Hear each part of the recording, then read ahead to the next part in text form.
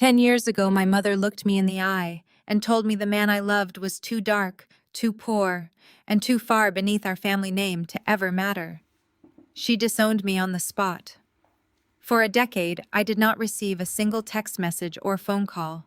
Not until my husband's financial technology company went public, pushing our net worth past $50 million.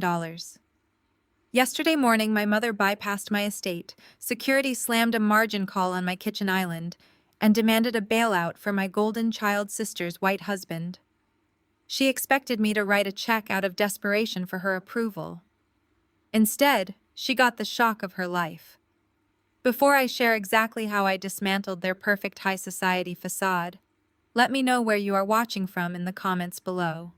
Hit like and subscribe if you have ever had to cut off toxic family members to protect your peace. The sharp, insulting slap of thick paper hitting imported stone echoed through my kitchen. I watched the manila folder slide across the pristine expanse of my Calicut marble island, coming to a dead stop exactly 1 inch from my morning coffee mug. The intrusion was physical, an absolute violation of the peace I had spent 10 long years building here in Buckhead. I did not flinch. I did not gasp. I simply stopped pouring the hot water from my kettle and slowly raised my eyes to meet the furious, impeccably made-up face of my mother, Corinne. I had not seen her in a decade. She had somehow bypassed the multi-million-dollar security system at my estate gates, walking into my home as if she owned the very air I was breathing. She was wearing her signature Chanel tweed, her posture rigid, radiating that same toxic entitlement that had suffocated me throughout my entire childhood. There was no greeting. There was no apology for a decade of absolute silence. There was no maternal warmth or even a basic inquiry about how I had been. She simply tapped her manicured acrylic nail against the folder. "Preston Firm is having a temporary liquidity issue," she announced, her tone dripping with the expectation of immediate obedience. "Your husband Little Payment app just went public. Pay this $800,000 margin call today, and I will consider letting you back into the family for Thanksgiving." The sheer audacity of her demand hung in the air, heavy and ridiculous. I stood there in my silk robe looking at the woman who had publicly humiliated me at my own wedding rehearsal. The woman who had told all her country club friends that I was dead to her because I chose to marry a self-made black man from Southwest Atlanta instead of a trust fund kid with a heritage last name. And now she was standing in the kitchen of a house she could never afford, demanding I fix a financial disaster she had enabled. I set the kettle down with deliberate slowness. The silence stretched thick with a tension that would have broken the younger version of myself. The old Aaliyah would have scrambled to explain, would have cried, would have sought her mother's elusive affection by reaching for a checkbook. But I was 35 years old now. I owned a boutique crisis management public relations firm that handled scandals for politicians and celebrities. I dealt with ruthless sharks every single day of my life. My mother was just a guppy wearing expensive pearls. I picked up my coffee mug, took a slow sip, and let the rich, dark roast warm my throat. I looked at the manila folder, then back up at her perfectly powdered face. "You break into my home after 10 years?" I said, keeping my voice incredibly soft and steady. "And your opening line is a shakedown for a man who could not even manage a lemonade stand, let alone a generational wealth fund." Corinne bristled, her eyes narrowing as she registered my lack of submission. "Do not take that tone with me, Aaliyah. I am your mother. You owe this family." "I owe you absolutely nothing," I replied, taking another unbothered sip of my coffee. "You made your choice 10 years ago. You chose your country club reputation over your daughter. You chose the illusion of prestige.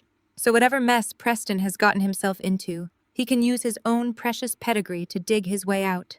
My mother slammed her palm flat against the marble. "You listen to me. Your sister is the golden standard of this family. Preston is a brilliant financial mind experiencing a minor market fluctuation. You have more money than you know what to do with now because of pure luck.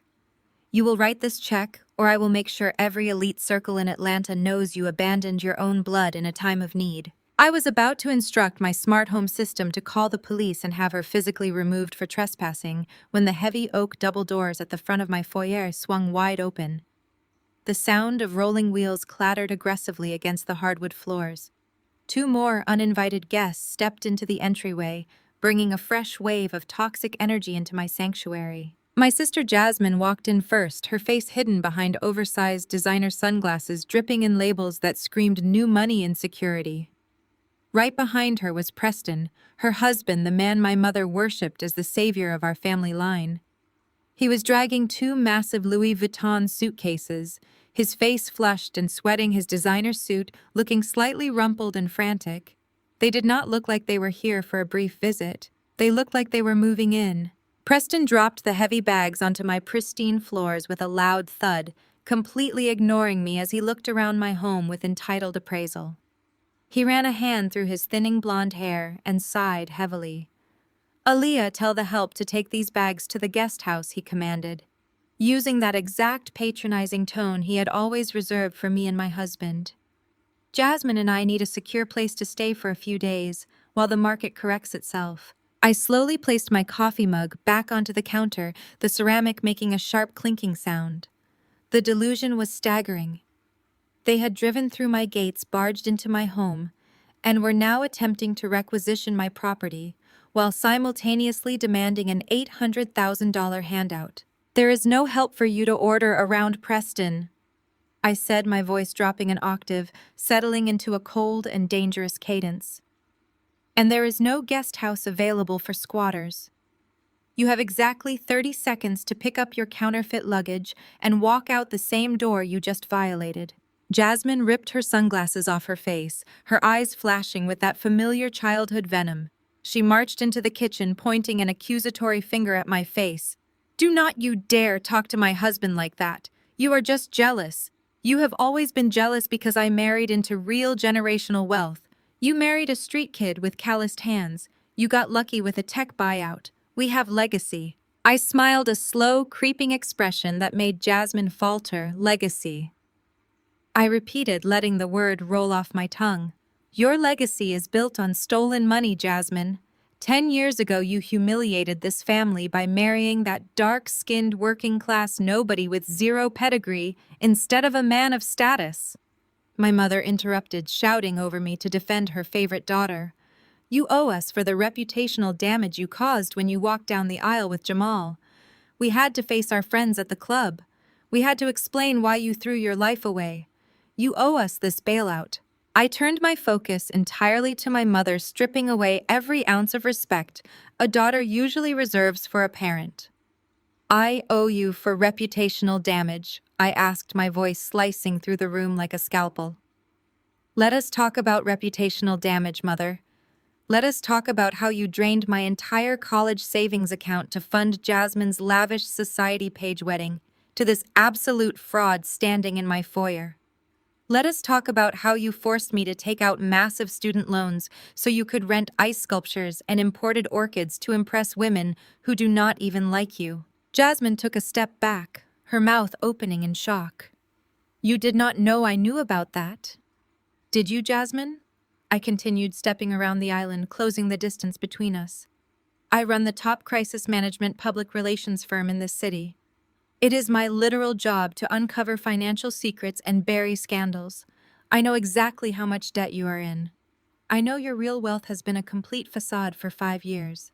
Preston stepped forward, his face turning an angry shade of red. He puffed out his chest, trying to physically intimidate me by invading my personal space. He pointed his finger aggressively, mere inches from my nose. "You listen to me, you arrogant little girl," he snarled, his breath smelling of stale alcohol and desperation. "Your husband got lucky with a stupid app. My firm manages real capital. I need Jamal to wire those funds to my holding account by 5 o'clock today, or the entire family reputation goes down the drain. You will do what you are told. Take your finger out of my wife's face before I break it." The deep, resonant voice echoed from the grand staircase behind them. The temperature in the room seemed to drop 10 degrees instantly. Jamal descended the stairs with a slow, unbothered grace. He was wearing dark sweatpants and a fitted black t-shirt, looking effortlessly powerful.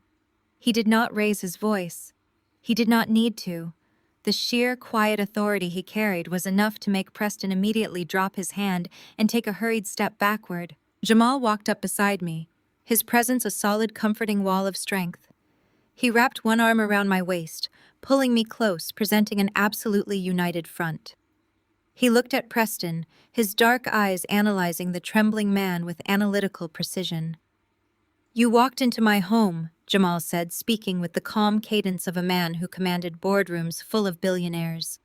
"You yelled at my wife. You ordered invisible staff to carry your bags. And now you are demanding my money." Preston tried to puff his chest out again, attempting to use corporate jargon to mask his absolute terror. "Jamal, buddy, you have to understand the macroeconomic climate right now. My hedge fund is dealing with a temporary liquidity crunch due to some aggressive short positions. It is a sophisticated market play. I just need a quick bridge loan from your newly public capital to satisfy the margin requirement. We are family. We help each other." Jamal did not even blink.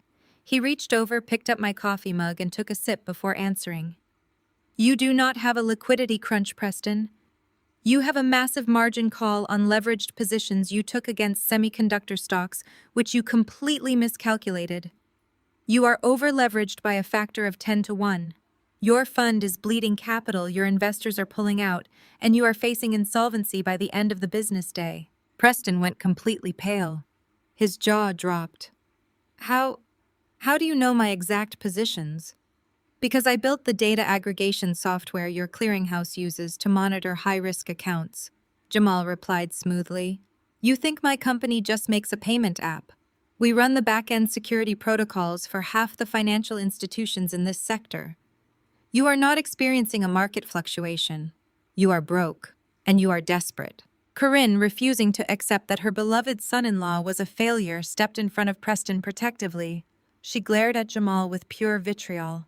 "How dare you speak to him that way? You should be grateful we are even allowing your new money to associate with our old name.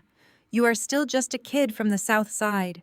You owe this family for validating your existence in high society.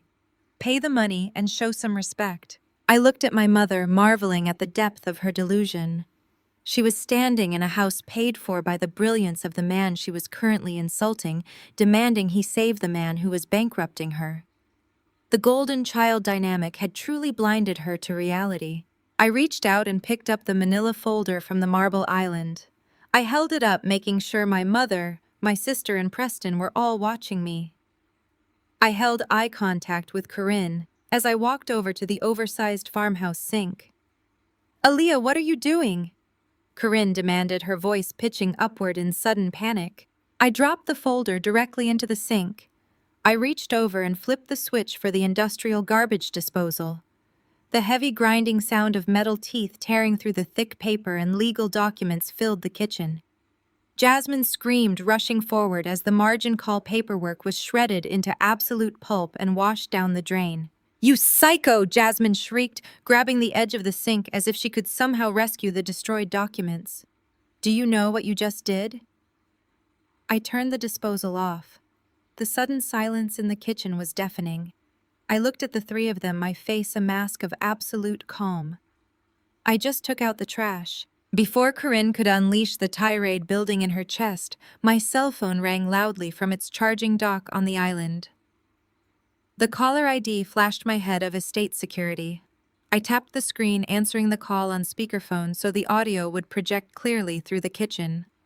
"Go ahead, Marcus," I said, keeping my eyes fixed on Preston. "Ma'am," the security guard's voice echoed through the room, professional and urgent. "The federal authorities are currently at the main gate. They are looking for a Mr. Preston regarding an active wire fraud warrant. They are requesting permission to enter the property to execute the arrest." The blood completely drained from Preston's face. His knees visibly buckled, and he had to grab the edge of the marble island just to keep himself from collapsing to the floor. Jasmine let out a piercing, horrified gasp, covering her mouth with both hands. Corinne staggered backward as if she had been physically struck, her designer handbag slipping from her shoulder to hit the hardwood floor. I looked at my husband. Jamal smiled, a quiet, knowing expression of absolute satisfaction. I looked back at the terrified trio standing in my kitchen. Well, Preston, I said, leaning comfortably against the counter, it looks like you do have a liquidity problem after all, but I do not think my money is going to fix it. The silence in the kitchen was absolute, broken only by the faint hum of the refrigerator and the ragged, shallow sounds of Preston desperately trying to pull air into his lungs. The blood had completely drained from his face, leaving him with a sickly, translucent pallor that clashed violently with his expensive tailored suit. He stumbled backward, his designer leather shoes slipping awkwardly against the polished hardwood floor. He threw his hand out blindly, grasping the edge of the marble island to keep his knees from buckling entirely. His knuckles turned a stark bone white. The arrogant, condescending fund manager, who had just stood in my personal space and demanded $5 million from my husband, was gone.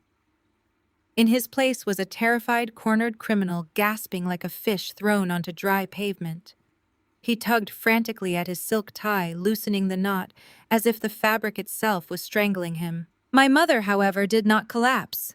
Corinne possessed a terrifying, aggressive delusion that had fueled her entire climb up the Atlanta social ladder. She snapped out of her momentary shock, her eyes flashing with manic energy. She stepped directly in front of Preston, physically shielding him as if her Chanel tweed suit could somehow deflect a federal indictment. She turned her blazing gaze on me, her perfectly drawn eyebrows pulling together in a look of absolute command. "Fix this!" she ordered, her voice sharp and commanding, completely devoid of the panic currently paralyzing her son-in-law. "Do something right now. Pick up your phone and call your contacts." I remained leaning against the counter, crossing my arms loosely over my silk robe. I watched her with the clinical, detached precision I utilized every single day in my profession. I did not raise my voice. I did not move. Fix what exactly? "Do not play games with me, Aaliyah." My mother slammed her hand against the marble, her diamond rings clacking harshly against the stone. "You run the most ruthless crisis management firm in this city. I know exactly who you have on speed dial. I know you play golf with the police commissioner. I know you kept that state senator out of the press last year. You are going to pick up your phone, call whoever you need to call, and make these agents turn around and leave my family alone. Tell them it is a clerical error. Tell them whatever you have to tell them. Spin it." The sheer audacity of her demand was breathtaking. For 10 years, she had systematically erased my existence from her pristine country club life. I let a slow, cold smile form on my lips. "For a decade, Mother, you told every single woman at the Heritage Club that my business was a glorified party planning service. You told Aunt Patrice I was practically answering phones for a living because you were too utterly ashamed to admit your discarded daughter built a corporate defense agency from the ground up without a dime of your money. You spent 10 years treating my career like a dirty little secret, and now suddenly you want full access to my Rolodex to save a man you claimed was infinitely better than the one I married." Corinne stepped closer, her face contorting with rage and desperation. "We are your blood. You have a duty to protect the reputation of this family. If Preston is arrested at your gates, the scandal will ruin all of us. You will be dragged through the mud right alongside us. You owe us your loyalty." "You lost the right to demand my loyalty the day you looked me in the eye and told me Jamal was a street thug who would ruin your pristine bloodline," I replied, my voice dropping into a deadly quiet cadence. "You made your bed. You chose your perfect white knight to elevate your social standing. Now the feds are here to tuck you in, and you want me to commit obstruction of justice to fluff your pillows. My retainer starts at $500,000. Mother, and my first piece of advice to every client is to never lie to the federal government. Preston is guilty. I do not represent lost causes." Preston finally found his voice. It was a weak, pathetic wheeze. "Aaliyah, please," he begged, looking at me with wide, terrified eyes. "It is just a misunderstanding. It is a compliance issue, a regulatory oversight. If you just talk to them, if you just tell them your husband is covering the margin, they will leave. Please, you have to help me. I am going to lose everything." Before I could dissect his pathetic lie, Jamal moved. He walked right past Preston, completely ignoring the man's existence, and stepped up to the built-in espresso machine. The juxtaposition was staggering. Preston, the beacon of generational wealth, was literally sweating through his luxury suit, shaking with fear. Jamal, the man who had grown up in Southwest Atlanta, who had been mocked for wearing off the rack suits to their family events, moved with the unbothered absolute authority of a king in his own castle.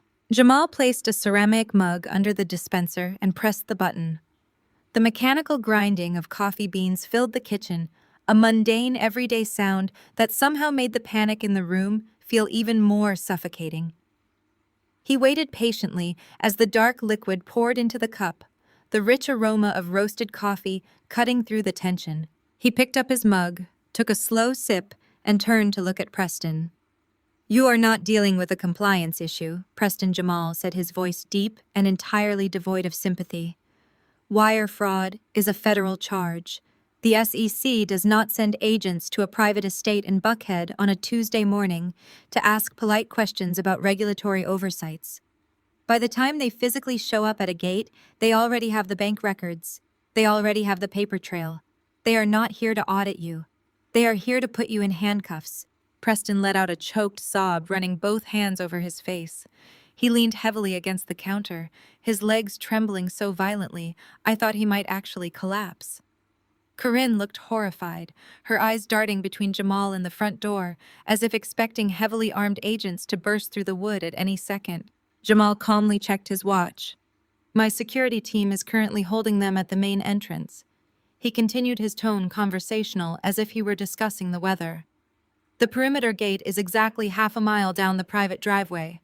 My head of security is legally required to verify their federal warrants before granting them access to the grounds. That protocol takes time. Factoring in the verification process and the drive up to the main house, you have exactly 10 minutes before they ring that doorbell. I suggest you figure out exactly what lie you are going to tell them, because asking my wife to break the law for you is not on the itinerary. 10 minutes. The countdown hung in the air, transforming the massive kitchen into a ticking time bomb. I shifted my gaze to my sister. Jasmine had been standing near the archway, completely frozen since the phone call. Her designer sunglasses were clutched so tightly in her hand that I could hear the expensive plastic groaning under the pressure. I watched the reality of the situation crash over her in real time. Her entire identity, her country club memberships, her charity luncheons, her smug superiority, all of it was funded by the man currently weeping against my kitchen island. She was not a wealthy socialite. She was the wife of a felon.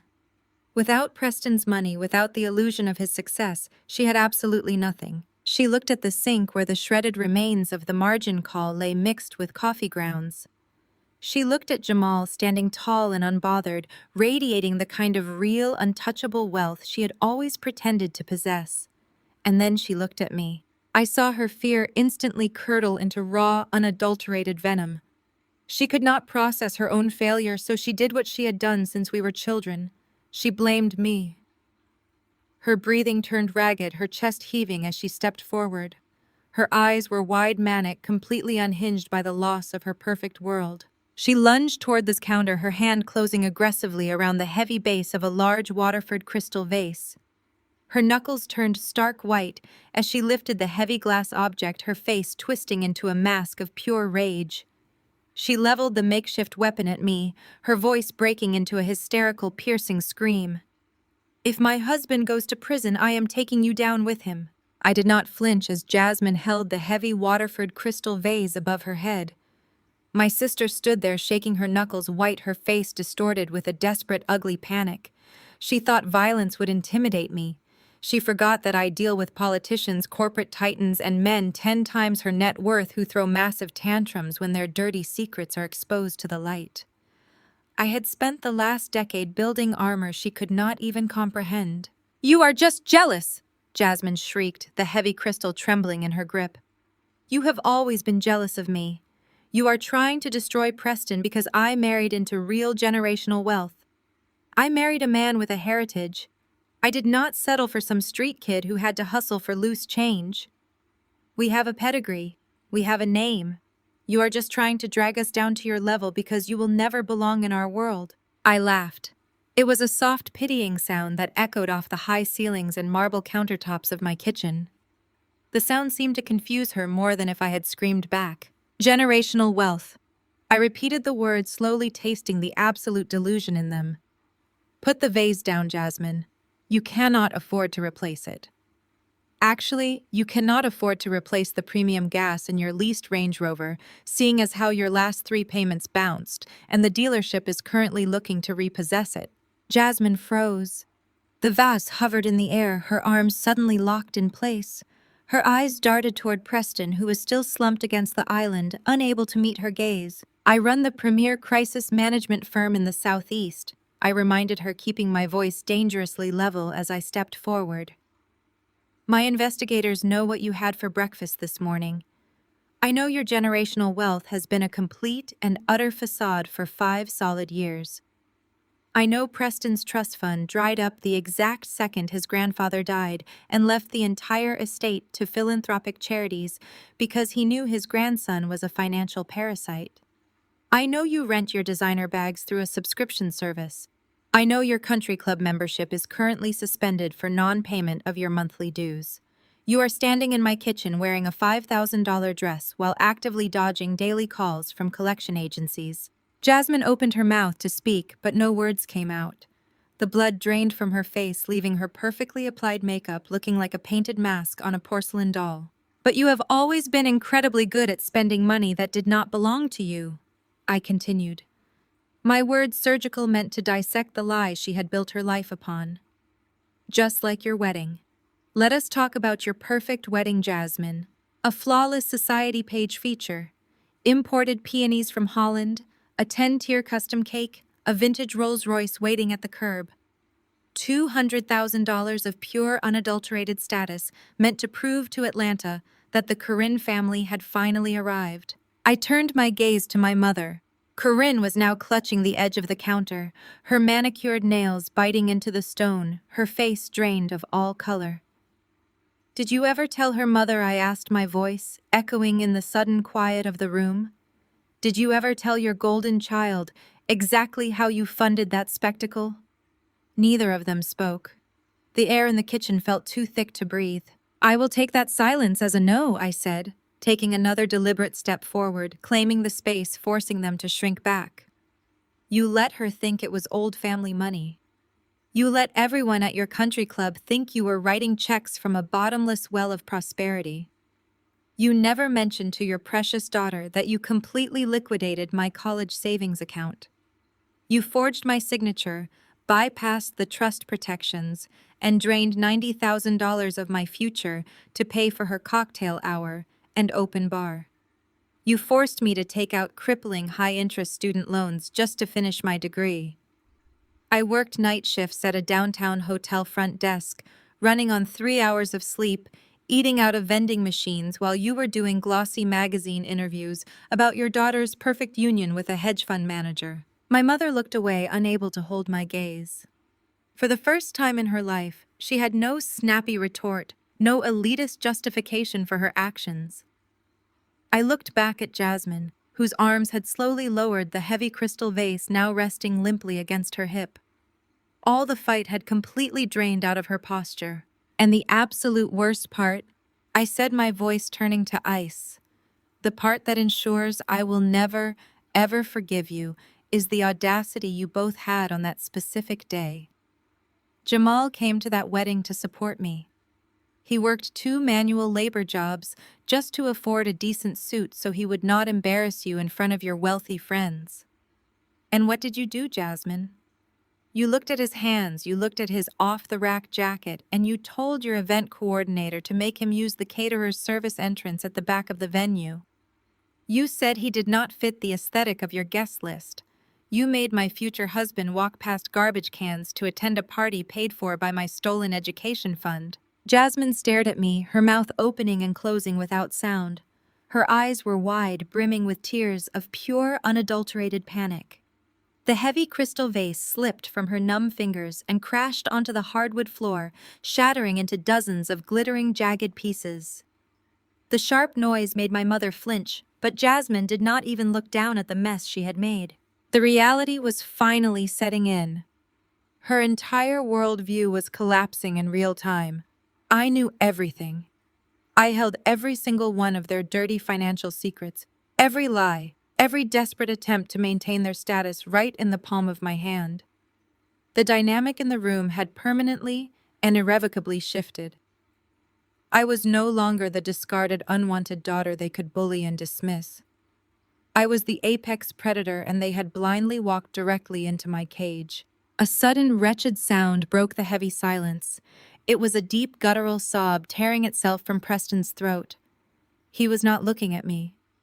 He had turned entirely to Jamal, the so-called beacon of high society, the man who had looked down his nose at my husband for a decade, the man who had just demanded $5 million like it was a toll fee, physically crumpled. Preston fell heavily to his knees right there on my floor, ignoring the shards of broken crystal crunching beneath his expensive tailored trousers. He crawled forward, his hands flat on the wood, a posture of absolute submission. Jamal looked down at him, his face an impenetrable mask of quiet authority. He did not step back. He did not offer a hand to help the man up. He simply watched Preston fall apart. Jamal Preston wept, his voice a pathetic, wet gasp that echoed terribly in the large kitchen. "Jamal, you have to help me. I am begging you. I will do anything.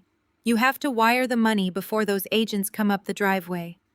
The feds, they do not just know about the margin calls. They do not just know about the failing stock positions. They know about the rest of it." Jamal tilted his head slightly, his dark eyes analyzing the weeping man at his feet. The rest of what Preston? Jamal asked quietly. Preston looked up. Tears were streaming down his flushed face, his nose running, his chest heaving with panic. He darted a frantic, terrified look toward my mother, who was staring at him with mounting horror. "I did not just lose my client's money." Preston choked out, his voice cracking as the confession hung in the air like a death sentence. "I took Corinne and Reginald's money. I took all of it. I illegally liquidated their entire retirement fund to cover my shorts months ago. They have absolutely nothing left." Preston's words hung in the air, heavy and suffocating, choking the life out of the room. "I took Corinne and Reginald's money. I took all of it." He was sobbing now, his forehead resting on the expensive hardwood of my kitchen floor, his hands gripping his own hair. Jasmine stared at her husband, her face a mask of absolute, unadulterated horror. The realization that she was not just broke but entirely destitute seemed to physically paralyze her. I watched her eyes dart wildly around the room, taking in the glittering shards of the crystal vase at her feet. It was a perfect poetic metaphor for her life. Every designer label she wore, every luxury car she leased, every condescending remark she had ever made to me about my husband's background, all of it was funded by the weeping thief currently begging for mercy on my floor. She was nothing.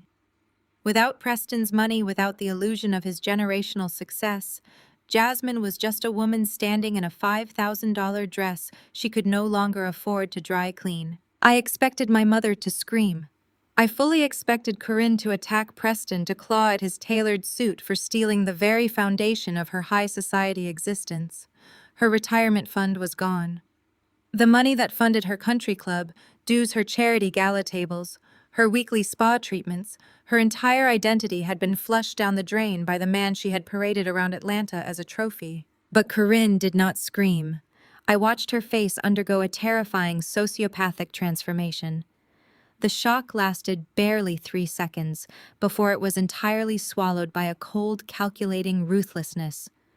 To Corinne, poverty was a sin, but public embarrassment was an absolute death sentence. She could not care less about the stolen retirement money right now if the theft became public knowledge. If Preston was marched out of my driveway in handcuffs, the elite circles of Buckhead would know she was penniless by dinner time. She would be a pariah. She would be laughed out of the Heritage Club. That was the only thing that mattered to her. The optics of the situation had to be managed at all costs. She stepped over Preston's weeping form as if he were nothing more than a wet stain on my floor. She did not offer him a hand. She did not look at her daughter, who was currently hyperventilating against the counter, clutching her chest. Instead, she fixed her gaze entirely on me and Jamal. The desperation in her eyes was toxic, like a rabid animal backed into a corner, ready to chew off its own leg to survive. Corinne smoothed the front of her Chanel jacket, an absurdly mundane gesture amidst the chaos of a federal raid waiting at my gates. "Get up, Preston!" she snapped, her voice cracking like a whip. "Stop acting like a child and wipe your face. You are ruining the aesthetic of the morning." She turned her blazing eyes back to my husband.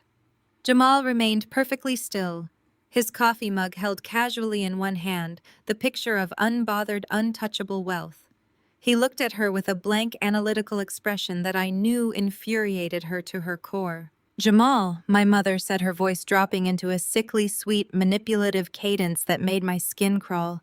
"You are a smart man. You built an impressive company from nothing. We all know tech stocks are volatile and business requires bold moves. You understand the value of protecting assets and mitigating public relations disasters." Preston made a slight miscalculation, a temporary lapse in judgment, but we can contain this. We just need to satisfy the federal agents at the gate to buy us some time to restructure his portfolio. Jamal took a slow, deliberate sip of his coffee. His eyes never left hers. "There is no containing federal wire fraud, Corinne. I am not opening my corporate books or my personal accounts to cover his felony crimes." My mother ignored his refusal, her jaw tightening. She reached into her oversized designer bag, her hands moving with frantic, jerky precision. She pulled out a second manila folder. This one was thicker sealed, with a heavy red tab looking far more official than the margin call I had just sent down the garbage disposal. She slammed it onto the marble island. "This is not a request anymore," Aaliyah, Corinne said, turning her venom entirely onto me. "You are going to fix this right now. You are going to sign over Jamal's newly public shares as collateral to cover the stolen retirement fund and to satisfy the margin call. The feds want to see liquidity. They want to see that Preston has the financial backing to make his clients whole. Your husband's company is the only thing in this city with enough verified liquid capital to make those agents turn their cars around and leave my family in peace." I stared at her, genuinely astounded by the absolute depths of her delusion. I let out a harsh, disbelieving breath. "You want me to hand over my husband's life work, the company he built from scratch with calloused hands, while you actively tried to destroy our marriage to save a thief? You want us to voluntarily tie our clean money to a federal fraud investigation? You are completely out of your mind. I am not signing a single document, and Jamal is not giving you a dime. I will tell my security team to open the gates right now. I will even offer the agents freshly brewed coffee while they read Preston his Miranda rights in my driveway." Corinne did not flinch at my rejection. Instead, a slow, terrifying smirk spread across her face. It was the exact same condescending smile she wore 10 years ago when she told me I was no longer her daughter, the look of a woman who believed she held the ultimate, inescapable trump card. She tapped her manicured nails against the thick manila folder on the island.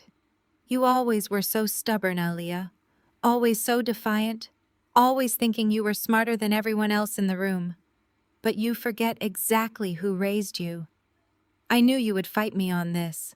I knew your street rat husband would refuse to help his betters out of petty spite. That is why I did not come here today hoping for a favor. I came here to deliver a reality check." She flipped the folder open. Inside sat a thick stack of legal documents. Even from a few feet away, I could see banking seals, official notary stamps, and bold print headers indicating a commercial collateral agreement. "You might not want to help us," Corinne said, her voice dripping with sheer, unadulterated toxicity. "But your father already secured the loan." I frowned, stepping closer to the island, keeping my physical distance from her, but moving close enough to read the fine print. "My father has not had a verified liquid asset to his name in a decade," I shot back, my voice laced with disgust. "He hides his incompetence behind your social standing and his tailored suits. No bank on earth would underwrite a $5 million bridge loan on Reginald's signature alone." "You are absolutely right, darling," my mother purred, her eyes shining with malicious triumph. "They would not take his signature. But they did take yours." The air completely vanished from my lungs. I froze my eyes, snapping down to the bottom of the document she had flipped open on the marble. There, sitting perfectly on the primary guarantor's signature line, right next to a certified notary stamp, was my name. A flawless, meticulous replication of my signature. My mother leaned across the island, savoring the shock radiating through my body. When you turned 18, your father set up a joint trust account for your college fund. The exact same fund we utilized to give Jasmine the beautiful society wedding she deserved. You never legally closed that account, Aaliyah. You just walked away and left it dormant when we cut you off. Reginald simply revived it. He used his executive privilege as your original financial guarantor and leveraged the account against Preston's failing assets. He transferred the liability directly under your name to secure the capital Preston needed to keep the fund afloat. I stared at the forged ink, my mind racing. The sheer magnitude of the betrayal was staggering evil in its calculation. My own father had committed federal identity theft. He had forged my signature to tie my name to a massive financial crime, all to protect the white son-in-law who had just admitted to robbing them blind. Corinne smiled a vicious, victorious expression that chilled me to the very bone. She had meticulously laid an inescapable trap. "You see, my clever daughter, you do not have a choice anymore," Corinne whispered, pointing toward the front door. "If you let those federal agents through your security gates today, they are not just coming for Preston. They are coming for the primary guarantor of the fraudulent collateral. You might not want to help us, but your father made absolutely sure you have no other option. If Preston goes down for wire fraud today, your signature is on the documents proving you financed his crimes. You are going down with him." Corinne's threat had barely finished echoing off the marble countertops when the heavy oak door of the caterer's service entrance clicked open. The sudden noise made Jasmine jump, letting out a sharp gasp while Preston remained entirely motionless on the floor. My father slipped into the kitchen, quickly shoving the door shut behind him and leaning against the heavy wood as he tried to catch his breath. Reginald Corinne, the man who had spent his entire life curating an image of unshakable Southern aristocracy, looked like a hunted animal. His custom-tailored Brioni suit was snagged with briars. His silk tie was askew, and his $2,000 Italian leather loafers were thickly caked in wet, red Georgia clay. He had clearly parked his car somewhere on the county road and trekked half a mile through the dense wooded property line that backed up to our estate. "They are everywhere," Reginald panted, pressing a hand to his chest. "There are at least 6 black SUVs blocking the main gate. The federal agents have local police units setting up a perimeter down the entire block. I had to climb over the stone retaining wall just to reach the service path without being spotted." He looked up, his chest heaving, and finally took in the scene before him. He saw the shattered crystal glittering on the hardwood. He saw his golden daughter Jasmine weeping silently against the counter, her face pale and terrified. He saw his chosen son-in-law, the supposed financial genius of the family, kneeling on my floor like a broken beggar. And then he looked at me. Instantly, Reginald straightened his posture. He smoothed his hands over his ruined suit jacket, attempting to summon the authoritative patriarchal presence he had wielded over me for the first 18 years of my life. He stepped away from the door, pasting a look of deep, sorrowful burden onto his face. It was the exact expression he used whenever he was about to excuse his own terrible behavior. "Aaliyah, sweetheart, thank God you are here," he said, his voice dropping into a gentle, pleading octave. He stepped toward me, his hands outstretched as if asking for an embrace. "We are in a terrible bind, pumpkin. A terrible, unfortunate situation." I did not move a single muscle. I kept my arms loosely crossed over my robe, my posture completely relaxed. "Do not call me sweetheart, Reginald. And do not take another step toward me, or I will have Jamal's security team physically throw you back over the retaining wall." Reginald froze, letting his hands drop slowly to his sides. He let out a long, heavy sigh, shaking his head with a perfectly practiced look of parental disappointment. He looked at Corinne, silently communicating that he was taking over the negotiations, before turning his focus back to me. "I know you are angry, Aaliyah," he said, adopting the tone of a patient teacher dealing with an unruly child. "I know seeing your name on that collateral agreement was a shock, but you have to understand the position I was in. I am the head of this family. It is my job to protect our legacy, to protect your sister, and to protect our honor." Preston made some aggressive market moves that temporarily backfired. We were facing a margin call that would have wiped out everything we built. I had to make a command decision. He stepped closer to the island, leaning his weight against the marble. You have been out of this world for a long time, Aaliyah. You run a nice little public relations business, and we are proud of you for that, but you do not understand high-level finance. You do not understand the complexities of corporate restructuring and commercial leveraging. I had to secure a bridge loan to keep Preston's fund solvent. I used the dormant trust account because it was the only vehicle available with the proper historical standing to appease the underwriters. I forged your signature to protect the family from ruin. I took that legal burden onto my own shoulders because that is what a father does. The silence that followed his speech was absolute. I looked at the man who had shared his DNA with me, analyzing him with the clinical detached precision I used on hostile witnesses and corrupt politicians. He truly believed his own lies. He truly believed he could talk his way out of federal wire fraud with a condescending tone and a few buzzwords. I did not yell. I did not raise my voice a single decibel. Let us establish the facts, Reginald. I said, my words slicing through the kitchen like a scalpel. You claim you forged my signature on a federal commercial document to secure a bridge loan because I do not understand high-level finance. I took a slow, deliberate step toward the island. What was the exact interest rate on that bridge loan, Reginald? My father blinked, clearly thrown off balance by the sudden shift in my approach. What? The interest rate, I repeated calmly. You are a master of high-level finance. You committed a felony to secure this specific loan, so tell me, what was the annualized percentage rate? What was the debt-to-equity ratio required by the underwriters? What were the specific terms of the default clauses? Reginald shifted his weight, his eyes darting toward Preston for a fraction of a second. That is irrelevant right now. Preston handled the minutiae of the paperwork. I simply provided the necessary authorization to keep the capital flowing. You provided a forgery, I corrected him, my voice completely devoid of emotion. Because you have absolutely no idea what you signed. You have not managed a profitable business in 2 decades. You spend your days playing golf, drinking expensive scotch, and coasting on the social connections Corinne manages to secure for you. You did not analyze a bridge loan. Preston came to you in a panic, told you the country club life was about to evaporate, and shoved a stack of papers in front of your face. You signed my name because you are a coward. Reginald's face flushed a deep, angry red, the veins in his neck suddenly standing out against his collar. You signed away my name. I continued, my gaze pinning him to the spot. Because you cared more about maintaining the illusion of your wealth than you cared about your own daughter. You sold me out to fund the criminal activities of a man who just admitted to stealing your entire retirement fund. You committed identity theft because you are entirely financially illiterate and completely spineless. How dare you speak to me that way?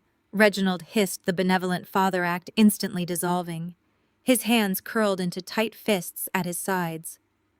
I gave you life. I provided for you. You provided nothing.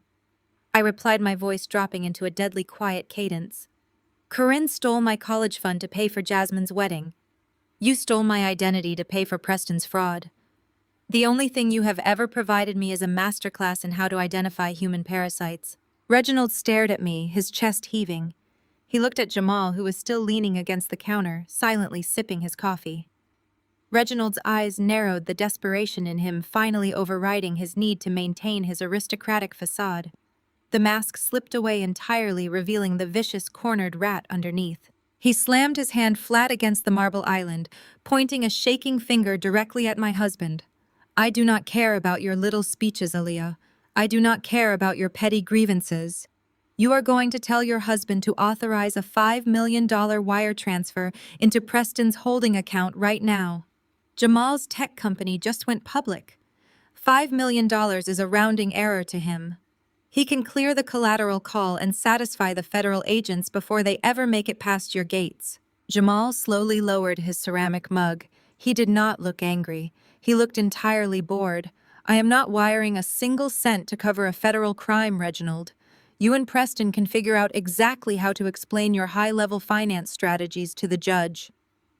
Reginald let out a harsh, ugly laugh. his eyes locked onto mine, burning with a toxic manic energy. "You think you are so untouchable?" he sneered, pulling his mobile phone out of his ruined suit jacket. "You think your little corporate defense firm is bulletproof? You fix scandals for a living, Aaliyah. Your entire reputation relies on discretion, morality, and public trust. Jamal's company relies on a spotless board of directors to keep his new shareholders happy." Reginald tapped the screen of his phone, holding it up for me to see. It was a contact list filled with the names of editors and journalists at the Atlanta Journal-Constitution, local television affiliates, and national financial blogs. "You have built a very nice life here," Reginald said, his voice turning lethal. "But if you do not force Jamal to wire that money right this second, I will ruin you. I will call every single contact on this list. I will tell them that the premier crisis manager in Atlanta is actively covering up a multi-million-dollar hedge fund collapse. I will tell the press that Jamal's tech company was used to illegally launder the stolen retirement funds. I will fabricate documents. I will spin a story so ugly and so massive that your clients will drop you by noon, and the SEC will freeze Jamal's stock before the market closes." He leaned across the island, his face twisting into a mask of pure malice. "Who do you think they will believe, Aaliyah? A devastated, ruined father who is duped by his own brilliant, ruthless daughter? Or the fixer who specializes in making crimes disappear? You might not want to pay for Preston's mistakes, but your signature is already on the fraudulent collateral. If Preston goes down today, I will make absolutely sure you go down with him." Reginald stood there, breathing heavily through his nose, his chest puffed out beneath his ruined designer suit. He genuinely believed he had just played the ultimate, inescapable trump card. The fear that had paralyzed him moments ago when he burst through the service door was completely gone, replaced by the smug, arrogant superiority that had defined his entire existence. He looked at me, then at Jamal, waiting for the panic to set in. He expected us to beg. "I will call the press." Reginald repeated, his voice gaining that obnoxious, booming quality he reserved for intimidating waiters and country club staff. "I will tell them Jamal's entire tech empire is a house of cards. I will leak a story to every major financial blog and news outlet in this city, claiming that his company stole its core algorithm from a Silicon Valley competitor." He took a step forward, his expensive loafers crunching loudly over the shattered remains of Jasmine's crystal vase. "Do you understand what that means, Aaliyah?" he demanded, a nasty, victorious sneer twisting his face. "I know how the market works. Jamal just took his company public. You are right in the middle of your post-IPO lockup period. He cannot sell his shares, and his investors are watching his every single move with a microscope. A rumor of intellectual property theft, a massive corporate lawsuit, will trigger an absolute bloodbath. The stock price will tank before the opening bell tomorrow. The shareholders will panic, the board will demand an investigation, and the SEC will halt trading. I will single-handedly erase billions of dollars from his net worth with one phone call." Reginald adjusted his silk tie, his chin lifting in defiance. $5 million is cheap insurance, Aaliyah. You force your husband to wire the money to Preston's holding account right now, and I will keep my mouth shut. We satisfy the federal agents at the gate, we clear the fraudulent collateral, and we all walk away. You protect your spotless corporate reputation, and we protect the family honor. It is a simple business transaction. The kitchen fell completely silent. Jasmine had stopped hyperventilating, her tear-streaked face turned toward our father with a sudden, desperate flare of hope. Preston was still kneeling on the floor, but he had lifted his head, his bloodshot eyes darting between Reginald and Jamal, praying that the blackmail would actually work. Corinne stood tall, her shoulders squared, radiating toxic pride. She looked at her husband as if he were a conquering hero who had just slain a dragon. I looked at Reginald. I looked at his muddy shoes, his crooked tie, and the absolute staggering delusion burning in his eyes. And then I laughed. It was not an angry sound. It was a cold, quiet, genuine laugh that started deep in my chest and echoed off the high ceilings of the kitchen. The sound was so entirely devoid of fear that it instantly sucked the triumph right out of the room. Jasmine flinched. Corinne's triumphant smile faltered her perfectly drawn eyebrows, pulling together in a sharp V of confusion. Reginald blinked, his jaw tightening as the booming authority drained from his posture. "You find the destruction of your husband's company funny?" Reginald snapped, his voice losing its confident edge. "I find your profound stupidity funny," I replied, my voice dropping to a deadly even calm. "I find it endlessly amusing that you think you understand my world. You think you can walk into my home covered in mud and explain crisis management to the woman who literally wrote the book on corporate defense." I did not take my eyes off my father. I simply extended my right hand sideways toward my husband. "Jamal, hand me your tablet, please." Jamal did not ask questions. He did not flinch at the multi-billion-dollar threat that had just been hurled at his life's work.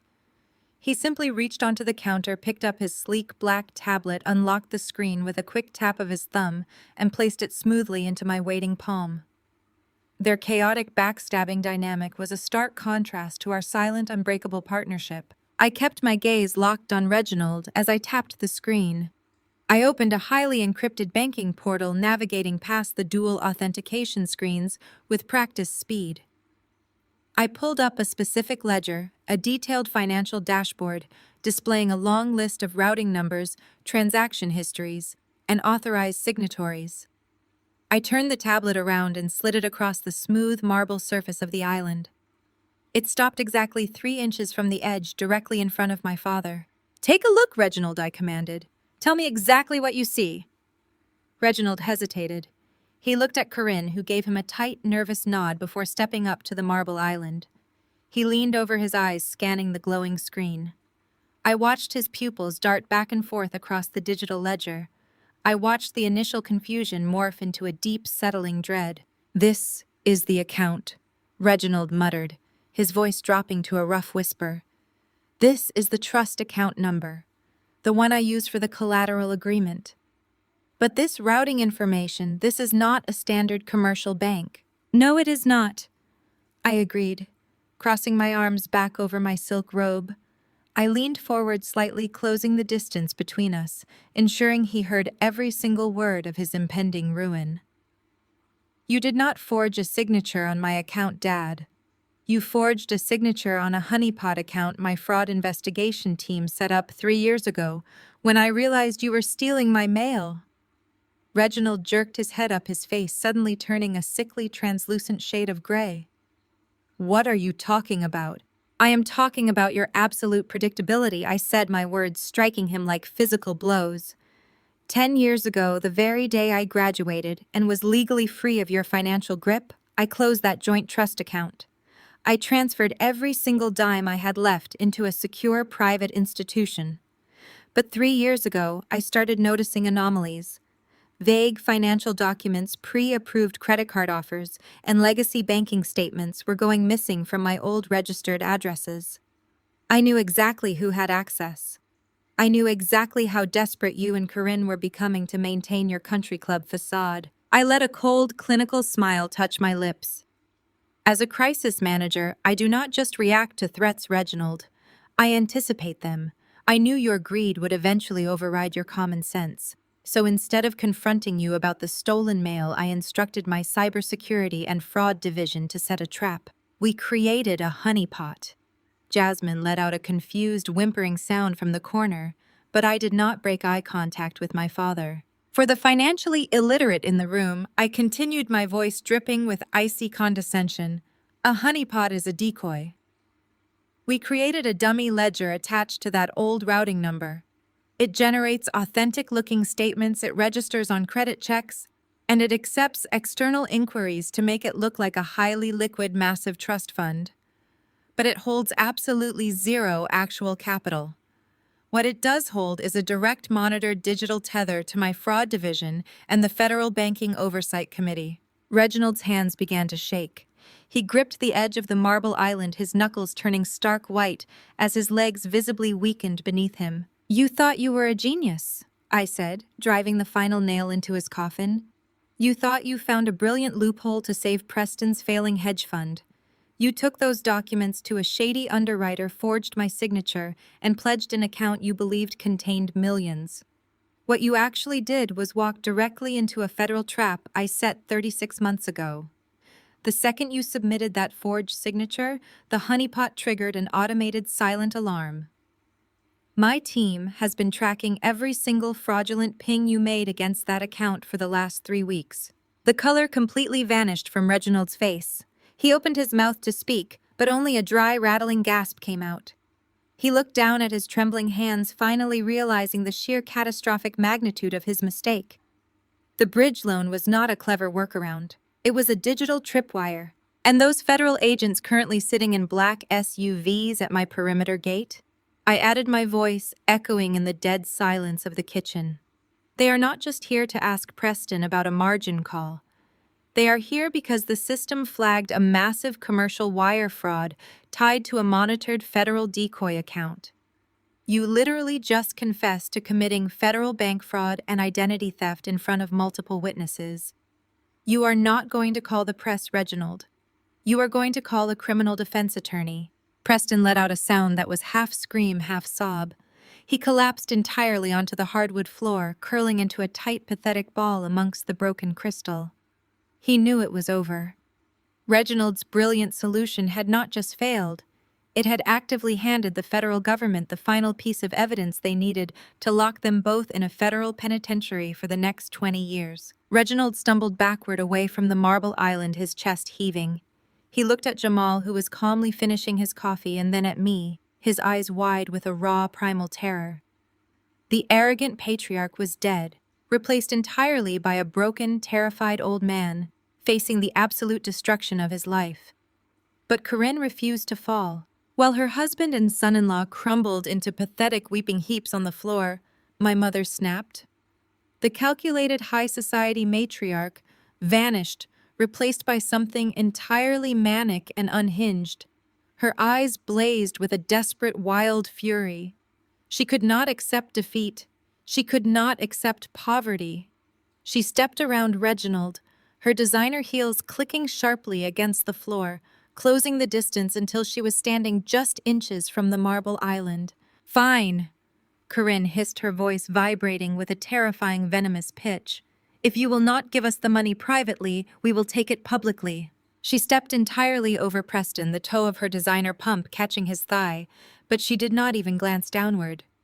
Her husband was hyperventilating against the marble island, his face the color of wet ash, as the reality of federal prison settled into his bones.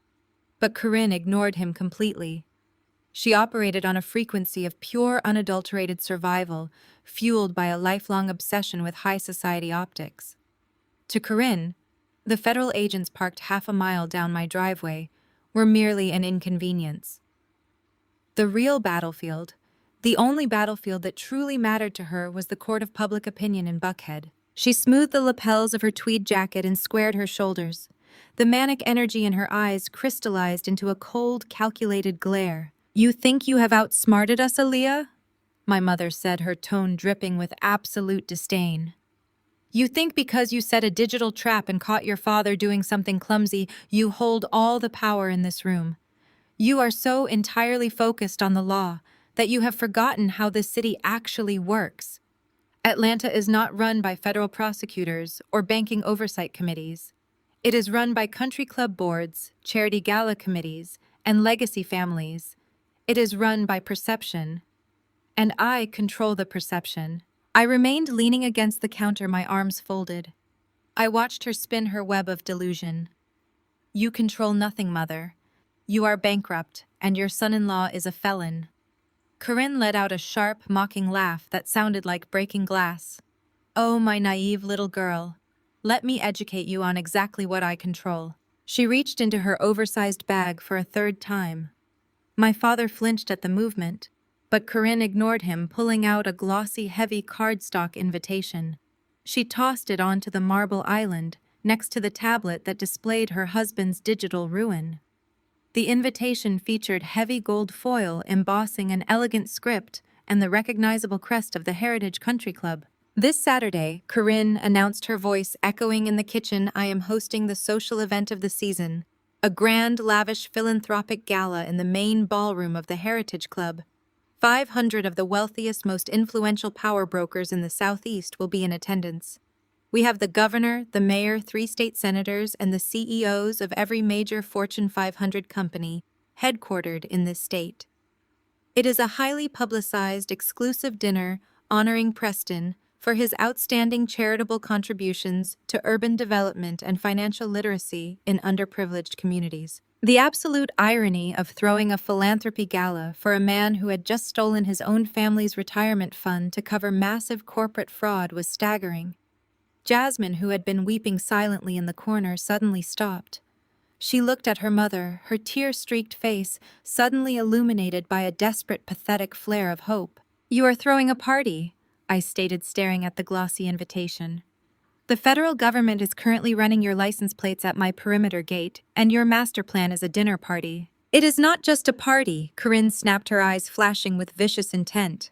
"It is an institution, and it is heavily publicized. The society pages have been running features on it all week. The local news affiliates are sending camera crews for the red carpet arrivals. It is a monument to our family's legacy, and it is completely non-negotiable." She leaned across the island, planting both hands on the marble, bringing her face inches from mine. "And you are going to fund it," she whispered, the sheer toxicity of her demand rolling off her like a physical wave. "You are going to fund the gala, and you are going to wire the $5 million to cover Preston's failing assets, and you are going to make this entire federal investigation vanish." I let out a slow breath. "I am going to do absolutely none of those things." "You will?" Corinne fired back, her smirk returning sharper and uglier than before. "Because of the trap I set for you. I know you, Aaliyah. I know how much pride you take in your precious corporate defense firm. I know you bill yourself as the premier crisis manager in the South. You cater to wealthy conservative legacy clients. They pay you exorbitant retainers because you protect their reputations. You rely entirely on their goodwill and their recommendations." She tapped a manicured nail against the gold foil of the invitation. "Turn it over, Aaliyah. Read the back."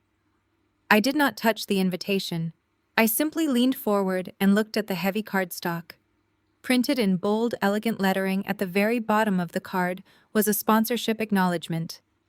Title sponsor, Jamal Reynolds. Technologies, a beautiful partnership in generational excellence. "I went ahead and sent the press releases out yesterday morning," Corinne purred, watching my eyes scan the text. "I sent them to every major news outlet, every financial blog, and every society magazine in Atlanta. I proudly announced that my wildly successful tech billionaire son-in-law and my brilliant crisis manager daughter were stepping up as the primary financial sponsors of Preston's philanthropic gala. I painted a picture of absolute unbreakable family unity. I told the press that Jamal's newly public company was donating millions to Preston's Urban Development Fund. The scope of her trap finally became clear.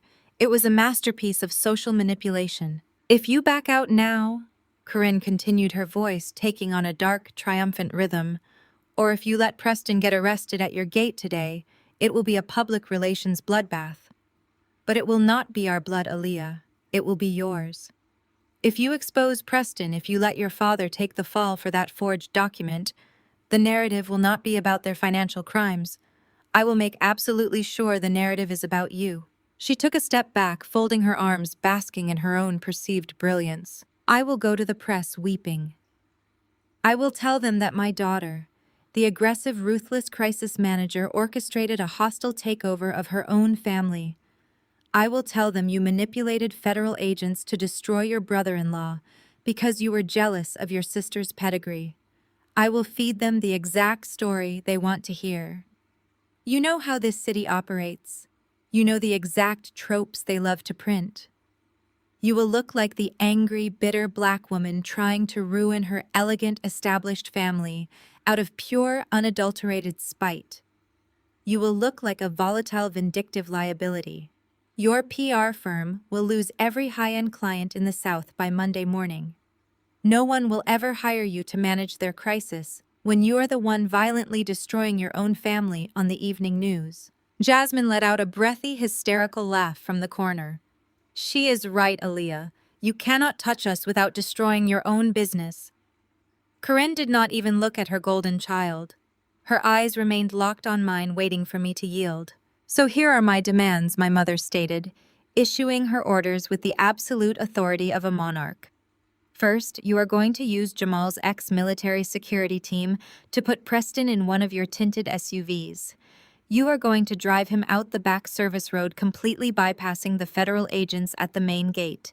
Second, you are going to sit down at that computer and initiate a $5 million wire transfer into Preston's holding account, clearing the margin call and paying the remaining vendor balances for Saturday night.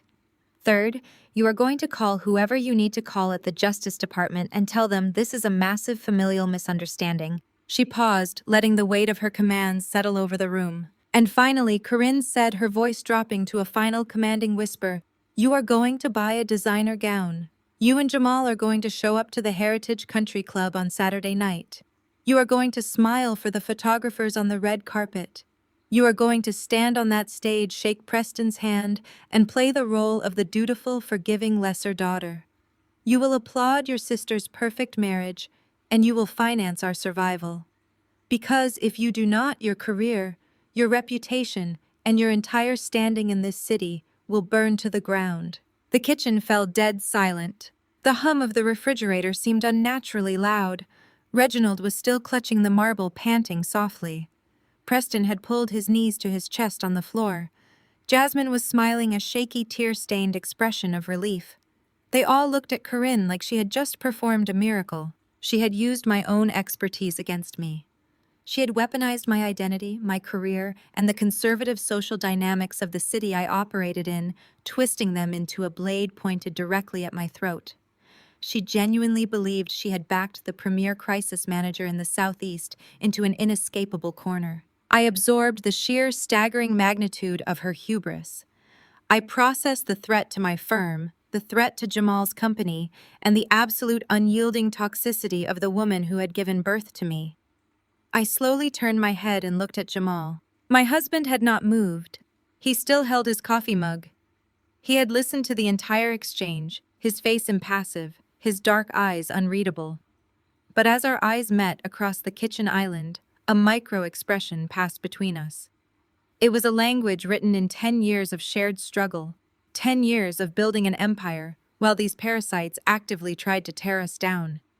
It was the thrill of the apex predator recognizing that the prey had just voluntarily locked the cage door from the inside. Corinne wanted a public spectacle. She wanted a stage. She wanted the elite power brokers, the press, and the cameras to witness her triumph. She had just handed us the keys to her own absolute catastrophic destruction. I turned my gaze back to my mother. The manic triumph in her eyes was blinding. I let a slow, chillingly sweet smile spread across my face. I relaxed my shoulders, letting out a soft, compliant sigh. "You are right, Mom," I said, my voice perfectly smooth, perfectly polite, echoing with the polished charm I used on my most demanding clients. Optics are absolutely everything in this city. It would be a tragedy to let all that beautiful gold foil stationery go to waste. We will handle the feds at the gate. We will see you on Saturday night. We will absolutely be at the gala. Saturday night descended upon Atlanta with a thick, humid heat, but inside the iron-wrought gates of the Heritage Country Club, the climate was artificially cooled to a perfect crisp 70 degrees. The Heritage was a monument to old Southern money, a sprawling estate of white columns, perfectly manicured azalea gardens, and a membership waitlist that required bloodline verification before financial checks. Tonight, the club was dripping in generational wealth. The valet circle was a parking lot of Rolls-Royces, Bentleys, and armored black SUVs. Valets rushed to open doors for women draped in heavy diamonds and men wearing custom-tailored tuxedos. Jamal and I arrived in the back of his armored Maybach, gliding up to the grand entrance, just as the local paparazzi flashes reached a blinding crescendo. As the driver opened my door, Jamal stepped out first, extending a hand to help me onto the red carpet. We looked absolutely flawless. We had to. If Corinne wanted a theatrical performance, I was going to give her a masterclass. I wore a custom emerald silk gown that clung to my frame, radiating a quiet, lethal elegance. Jamal wore a bespoke midnight blue Tom Ford tuxedo that highlighted the broad, unshakable set of his shoulders. We did not look like the desperate blackmailed victims my mother believed us to be. We looked like the only two apex predators in a room full of aging herbivores. The flashbulbs erupted the second my heels touched the pavement. Jamal's tech company had just executed one of the most successful initial public offerings in the history of the city, making him the youngest self-made billionaire in the room. The local press corps shouted our names, desperate for a quote about our sudden massive philanthropic contribution to Preston's fund. Jamal placed a steady, reassuring hand on the small of my back. We glided past the reporters without offering a single syllable, stepping through the massive mahogany doors and into the grand ballroom. The space was breathtaking. Thousands of white orchids cascaded from crystal chandeliers, and the air smelled heavily of expensive perfume-roasted duck and the toxic desperation of people trying to outspend their neighbors. A massive banner hung above the main stage, proudly displaying the logo of Jamal Reynolds Technologies next to Preston's fraudulent hedge fund. We had barely taken 3 steps into the ballroom when Corinne intercepted us. She moved through the crowd of elite power brokers with the aggressive precision of a heat-seeking missile. She wore a silver sequined gown and a diamond necklace that I knew for an absolute fact Reginald could no longer afford. Her face was stretched into a massive, victorious smile that did not quite reach her cold, calculating eyes. "Aaliyah, darling," Corinne practically shouted, her voice cutting through the polite hum of the ballroom. She lunged forward, hooking her arm through mine with an iron grip, locking me against her side. And Jamal looking so remarkably polished. "I am so thrilled you both made it." She did not wait for a response. She immediately pivoted, dragging me forward while Jamal flanked us, moving effortlessly through the crowd. Corinne began her forced parade, making absolutely certain that every mayor, city councilman, and legacy family matriarch saw the premier crisis manager in the city walking arm in arm with her forgiving mother. She was cementing her narrative. She was showing the room that she had tamed the rebellious daughter and secured the tech billionaire's checkbook. "Oh, Governor, you simply must say hello to my daughter and her husband," Corinne cooed, practically shoving us into the path of a powerful state official and his wife. "You know Jamal, of course. His little tech startup has done quite well for itself recently. We are just so proud to have him as the title sponsor for Preston's charity initiative tonight." The governor smiled, shaking Jamal's hand with practiced political warmth. "It is incredibly generous of you, Jamal. $5 million is a monumental contribution to urban development." Jamal smiled pleasantly, his expression entirely unreadable. "Family is everything, Governor. We are just making sure everyone gets exactly what they deserve tonight." The absolute double meaning of the phrase flew right over Corinne's head, but it made me bite the inside of my cheek to keep from laughing. Corinne beamed, pulling us away toward a group of conservative banking executives. She introduced us to the CEO of a major regional bank, a man who had famously refused to grant Jamal a business loan 10 years ago when he was first building his company. Corinne puffed out her chest, ensuring her voice was loud enough for the surrounding tables to hear her next words perfectly. "Yes, we are just thrilled with Jamal's progress," Corinne announced, giving Jamal a condescending pat on the arm. "My son-in-law is finally learning how to behave in polite society. We are so glad we could guide him." It takes a village to polish a diamond in the rough, does it not? The insult was so blatantly racist, so casually toxic, that the banking executive actually blinked in surprise. I felt the muscles in Jamal's arm flex tight against the fabric of his tuxedo jacket, a split second of violent masculine instinct reacting to the disrespect. But Jamal did not react. He remained perfectly still, his face an impenetrable mask of icy calm. He simply looked down at Corinne with the detached curiosity of a scientist observing an insect under a microscope. I leaned directly into the role Corinne had written for me. I smiled for the hovering event photographers. I nodded politely at the banking executive. I played the part of the dutiful, subdued daughter, perfectly letting Corinne inflate her own ego to the absolute maximum limit. I offered no resistance. I gave her zero friction. Corinne thrived on conflict. She expected me to fight back, to argue, to show my resentment. By giving her absolute compliance, I was handing her a shovel and letting her dig her own grave as deep as she possibly could. The higher she climbed on this fabricated pedestal of social triumph, the harder the concrete was going to feel when she finally hit the ground. She truly believed she had checkmated a professional crisis manager using a public relations trap. She was so blinded by her own arrogance that she completely forgot one fundamental rule of my profession. You never trap a public relations expert on camera. As Corinne dragged us toward the champagne tower, I scanned the room. The contrast between my mother's victorious parade and the actual reality of her family was glaringly obvious to anyone who knew how to look. Reginald was standing near the back exit, sweating profusely through his tuxedo shirt. He had a tight grip on a glass of neat bourbon, downing it like it was water. He kept glancing nervously at the heavy oak doors, terrified that federal agents were going to burst through the country club lobby at any second. Preston was in even worse shape. The man of the hour, the great philanthropist being honored tonight, was hovering near the edge of the stage, visibly shaking. He looked like he had not slept in 3 days. He was actively avoiding eye contact with the wealthy investors he had invited, terrified they were going to ask him about their portfolios. Corinne was the only person in her family who thought they had actually won. I continued to smile, sipping my sparkling water, mentally counting down the minutes until the main dinner service began. Then across the crowded ballroom, a sudden movement caught my eye. Jasmine was standing near the grand staircase that led up to the private member suites. She was wearing a stunning pearl-encrusted Valentino gown, but she looked like a complete wreck. Her makeup was slightly smudged beneath her eyes, and her hands were trembling as she clutched a tiny silver clutch purse. She looked terrified, but underneath the terror, her face was tight with a familiar, deeply ingrained malice.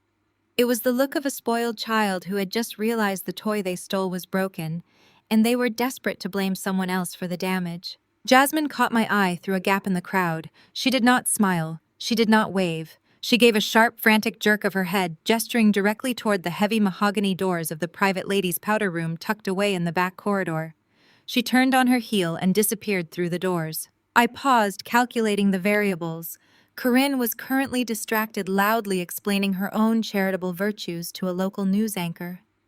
Jamal caught my subtle shift in attention and followed my line of sight toward the empty corridor. "I need to powder my nose," I murmured softly, stepping out of Corinne's iron grip. Jamal gave me a slight, barely perceptible nod. "I will keep her entertained. Take your time." I smoothed the front of my emerald gown, turning my back on the glittering, fraudulent spectacle of the ballroom.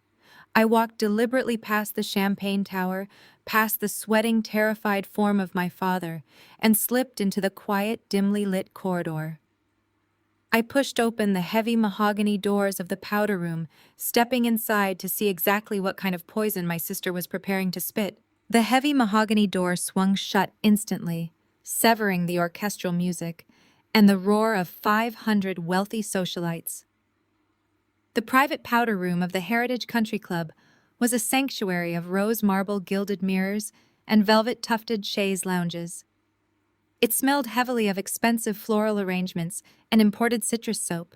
It was a room designed for quiet touch-ups, adjusting diamond clasps, and whispered high society gossip. Tonight it was the site of an execution. Jasmine was pacing the length of the marble floor, the heavy silk of her Valentino gown swishing loudly around her ankles. She spun around the second the door latched, her heels clicking sharply against the tile. Her eyes were bloodshot, her chest heaving with contained, suffocating panic. The absolute terror of losing her status had stripped away the polished, untouchable society wife persona she had worn like armor for the last 10 years. She looked frantic, cornered, and entirely desperate. "Aaliyah, please," Jasmine gasped, closing the distance between us in 3 quick strides. She reached out her diamond-encrusted fingers, grasping my forearms with a desperate, bruising grip. "You have to do this. You have to make the transfer tonight, right now from your phone. You have the secure access. You can clear the margin call before dessert is even served." I looked down at her hands, digging into my skin, then back up to her panic-stricken face.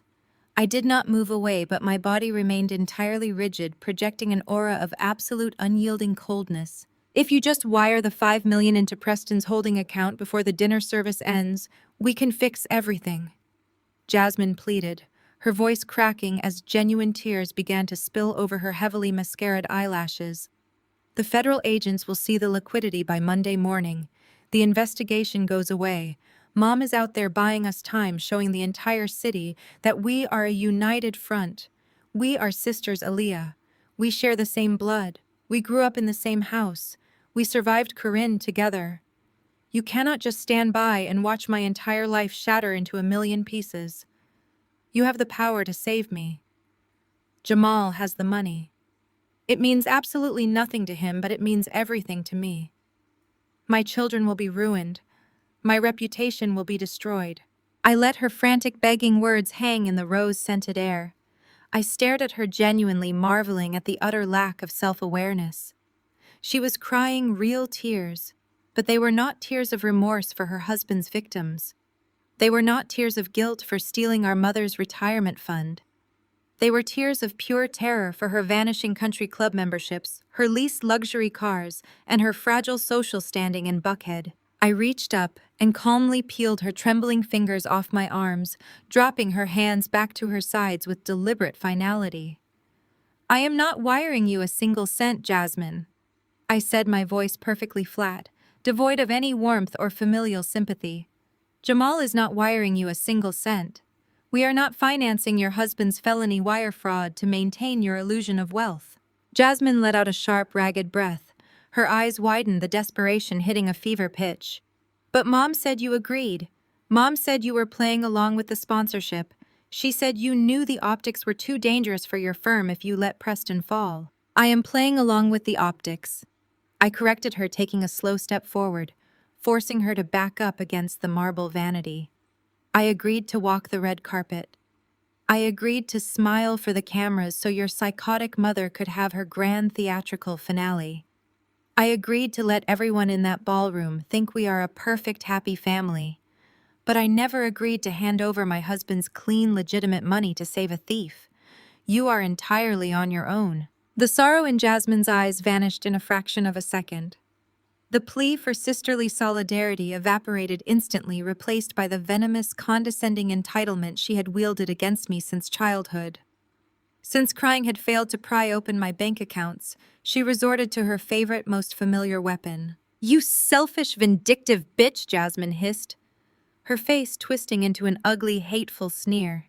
"You are actually enjoying this. You love watching us beg because you have always been jealous of me. You have always resented that I married into real society while you settled for a street rat." I smiled. A slow, chilling smile spread across my face as I watched her dig her own grave. Jasmine took my silence as an invitation to strike harder, her voice echoing sharply against the gilded mirrors. "Do not look at me like you are suddenly royalty just because your husband's little tech company had a lucky public offering. Tech money is a flash in the pan. Jamal does not belong in this club. He does not belong in this zip code.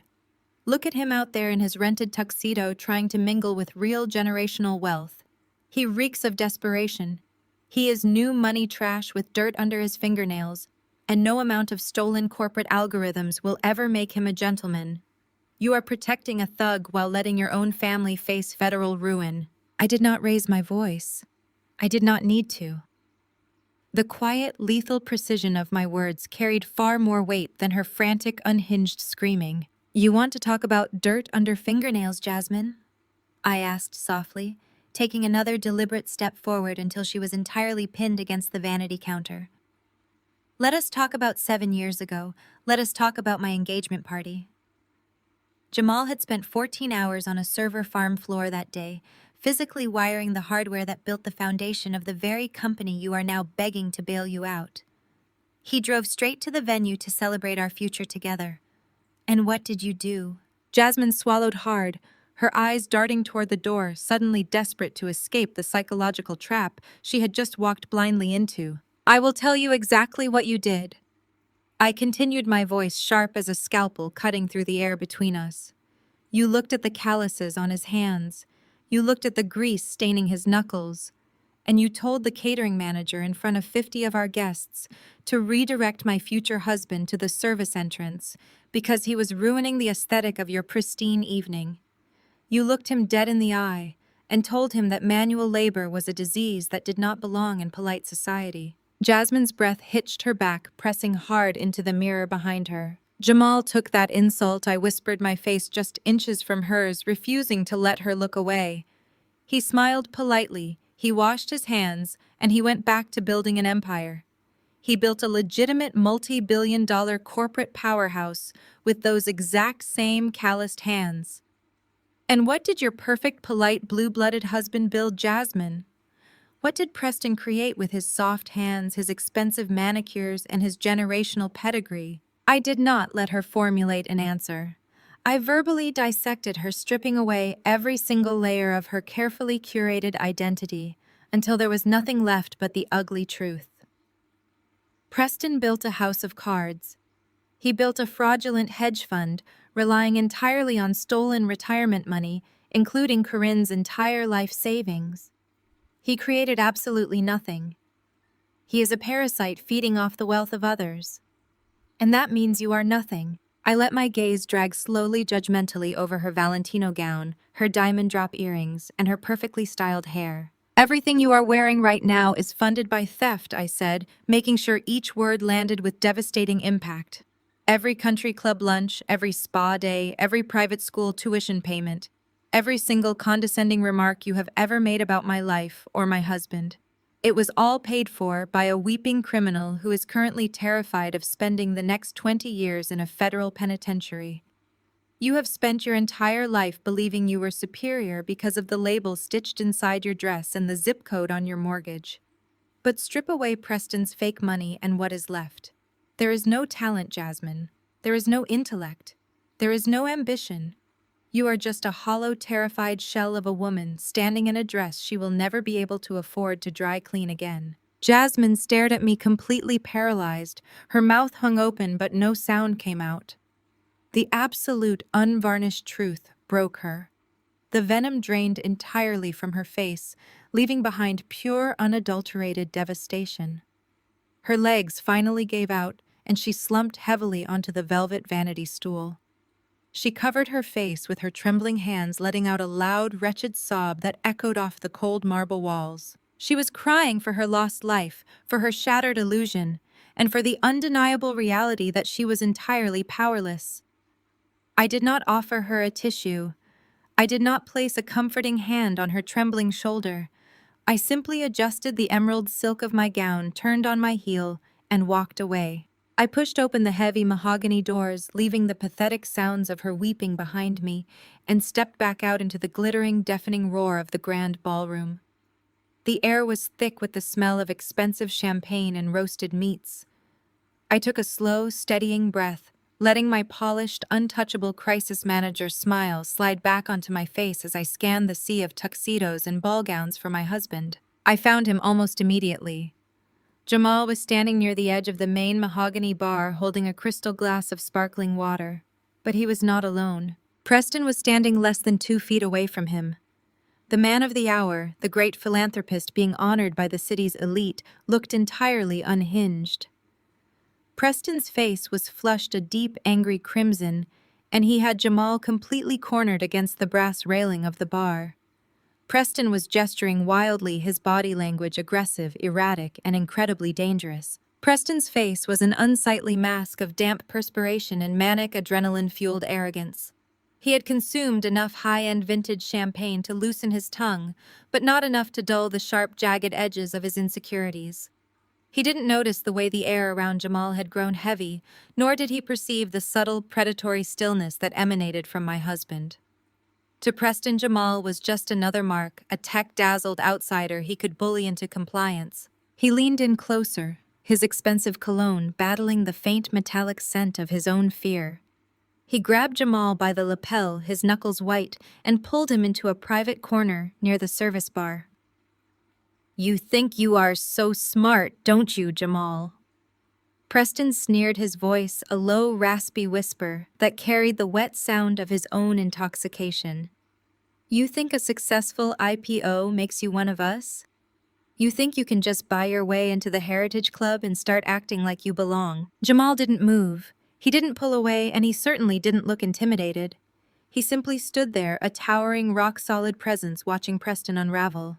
Preston laughed, a sharp, ugly sound that lacked any real humor. You are nothing but a street kid who got lucky with a few lines of code. You don't understand the rules of this world. People like you, people with your background, are only ever in rooms like this to serve to poor or to build. You are the help, Jamal. Even if you hold the checkbook, you will always be the help. He gave Jamal's lapel a sharp, degrading tug. You are going to wire that money right now. Consider it your entry fee. Consider it a down payment on your wife's continued status in this family. If you want to keep playing with the big boys, you need to learn to pay for the privilege.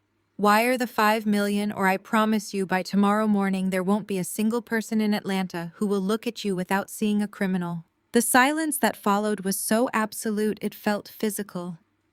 I watched from across the ballroom, my heart hammering against my ribs, waiting for the signal. Jamal didn't flinch. He didn't even blink. He simply reached up with his free hand and adjusted his left bespoke cuff, the movement slow, deliberate, and devastatingly calm.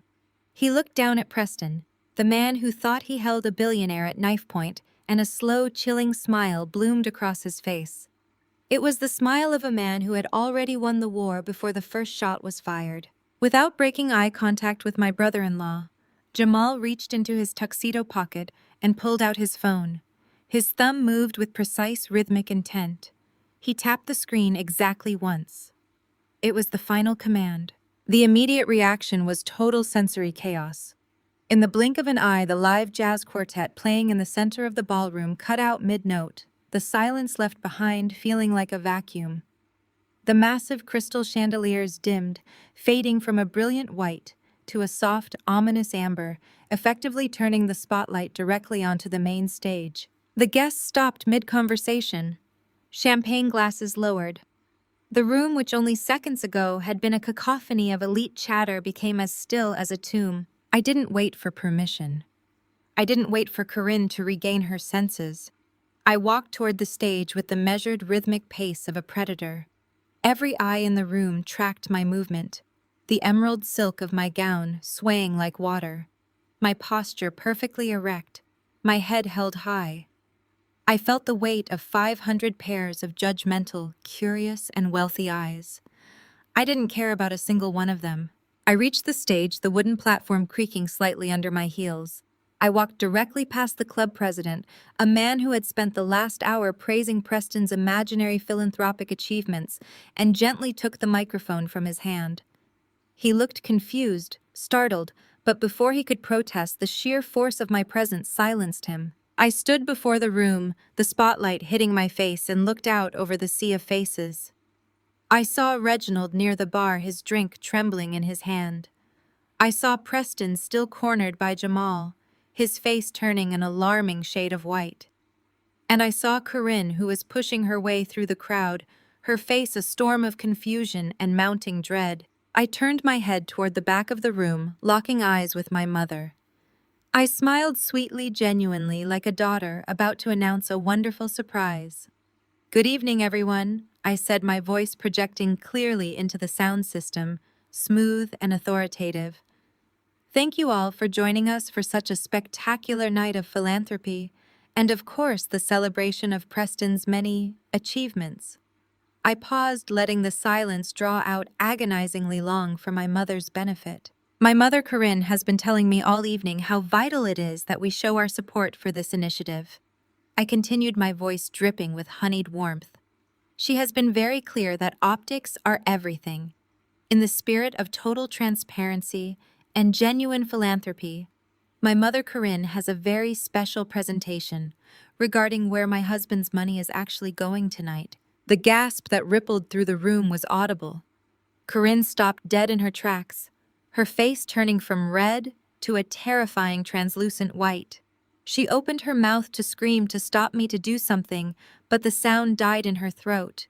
She was trapped by the very stage she had built, by the very spotlight she had paid for, and by the very audience she had invited to witness her victory. I looked at the technician at the sound booth who was waiting for my nod. I looked back at the crowd, then down at the stage ready to burn the entire house of cards to the ground. "I don't think you want to do this, Aaliyah," Corinne screamed from the crowd, her voice cracking, her facade shattering completely in front of her friends. I looked at her, my smile never wavering, and tapped the microphone. "Oh, but Mom, I'm just giving the people what they came for. Isn't that what you always taught me?" To give a great performance, I looked at the technician and nodded. The massive projection screen behind me flickered to life. It didn't show the slides for the Urban Development Fund. It didn't show photos of the poor children Preston claimed to support. Instead, it displayed the stark cold reality of the federal banking dashboard.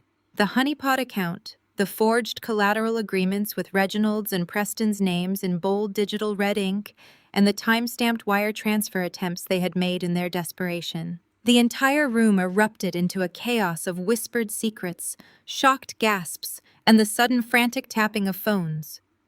Corinne reached out a hand, her body trembling, her eyes wide with the realization that she had been checkmated. But it was too late. I was already talking, narrating the story of the theft, the fraud, and the inevitable arrest that would happen the second the dessert service concluded. Preston looked as if he might actually collapse. Reginald had abandoned his drink.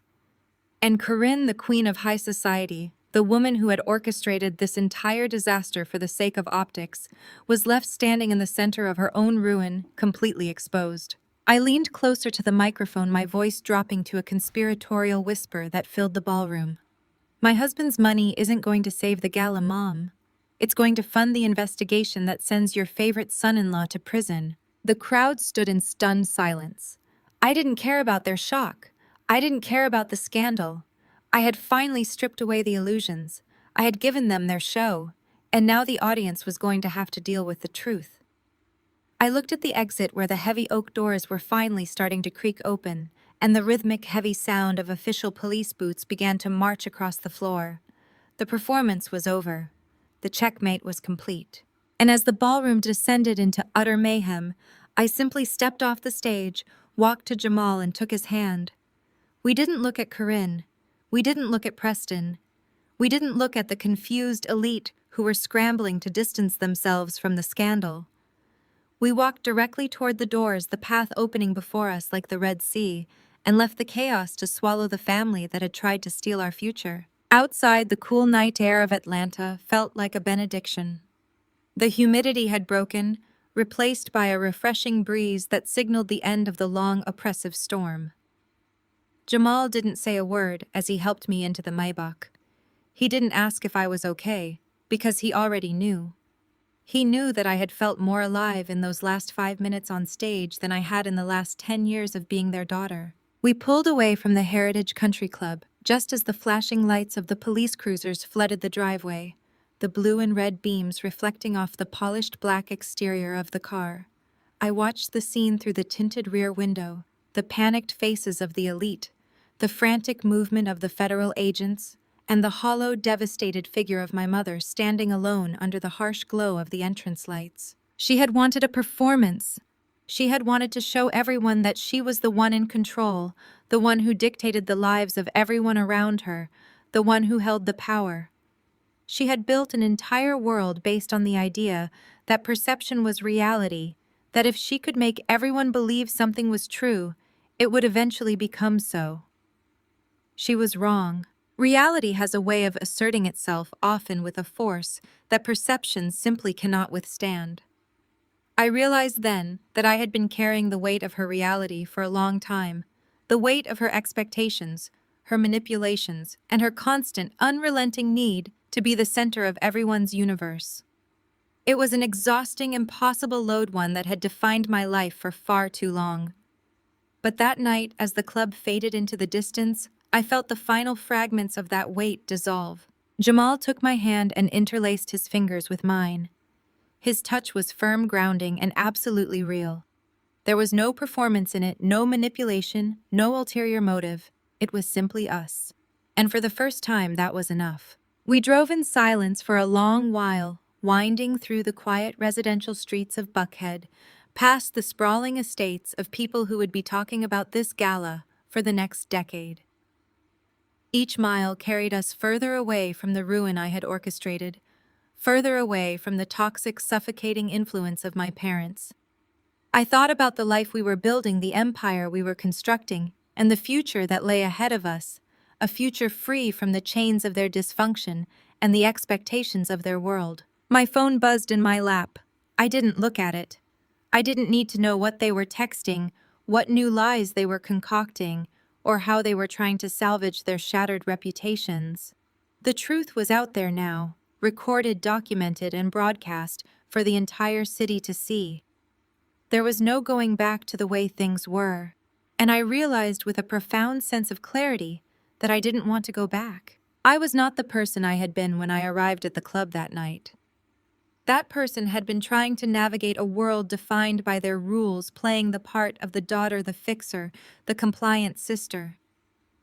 I had walked into that ballroom prepared to play the role they had written for me, only to realize that I had the power to rewrite the entire script. And I had done just that. I looked at Jamal, his profile illuminated by the city lights as he focused on the road. We were a team, partners in every sense of the word, and we had handled the situation exactly as we needed to. We hadn't been reactive. We had been proactive. We had set the trap, baited it, and walked away, just as the mechanism triggered. It was a clean, surgical strike, a professional piece of work that would be studied by anyone interested in the dynamics of crisis management. And yet it felt like more than just a job. It felt like a cleansing. It felt like finally letting go of the anger, the resentment, and the need to prove myself to people who were incapable of seeing my worth. I had achieved the only outcome that truly mattered. I had freed myself from them. As we arrived at our estate, the iron gates opened automatically to greet us. The house was quiet, a stark contrast to the mayhem at the Heritage Country Club. I walked inside, the silence of the foyer, a welcome relief after the cacophony of the ballroom. I took off my heels, letting them fall onto the hardwood floor, and walked into the living room feeling the soft, plush carpet beneath my feet. I sat on the sofa, the same one where I had stood and argued with Reginald just a few nights earlier, and looked out at the lights of Atlanta shining through the floor-to-ceiling windows. The city looked different from here, smaller, more contained, less like the intimidating labyrinth it had once seemed. I realized that my perspective had fundamentally shifted. I was no longer a player in their game. I was the one who had changed the board entirely. I didn't know what tomorrow would bring. I didn't know how the legal fallout would unfold, how the press would continue to spin the story, or what the long-term impact on my firm would be. But I did know one thing for certain. I would face it all from a position of strength, knowing that I had done the right thing, the necessary thing. I had protected my own, defended my husband's integrity, and held my parents accountable for their choices. Jamal came into the room and sat down beside me, wrapping his arm around my shoulders. He didn't speak, just held me in the comfortable, familiar silence we shared. And in that moment, with the weight of the night finally lifting, I felt the first genuine stirrings of a future I could actually look forward to. A future without them. A future that was truly mine. The performance was over. The curtain had closed, and for the first time I was ready to see what was waiting for me backstage. The massive screens flickered, the light casting a harsh, clinical glow over the gilded ballroom. The high-definition SEC audit report wasn't just a collection of data. It was a digital autopsy of Preston's entire operation. Every fraudulent wire transfer, every offshore shell company, and every instance of misappropriated client funds was highlighted in sharp, unforgiving red. Beside the audit report, the scanned high-resolution versions of Reginald's forged bank documents appeared complete with his shaky, desperate signatures. The silence that followed was heavy, suffocating, and absolute. It was the sound of 500 people simultaneously realizing their bank accounts were nothing more than numbers in a ghost story. I stood at the center of the stage, the microphone feedback humming slightly as I watched the room. The transition from luxury to catastrophe was instantaneous. At the table closest to the stage, the mayor looked as though he were having a stroke.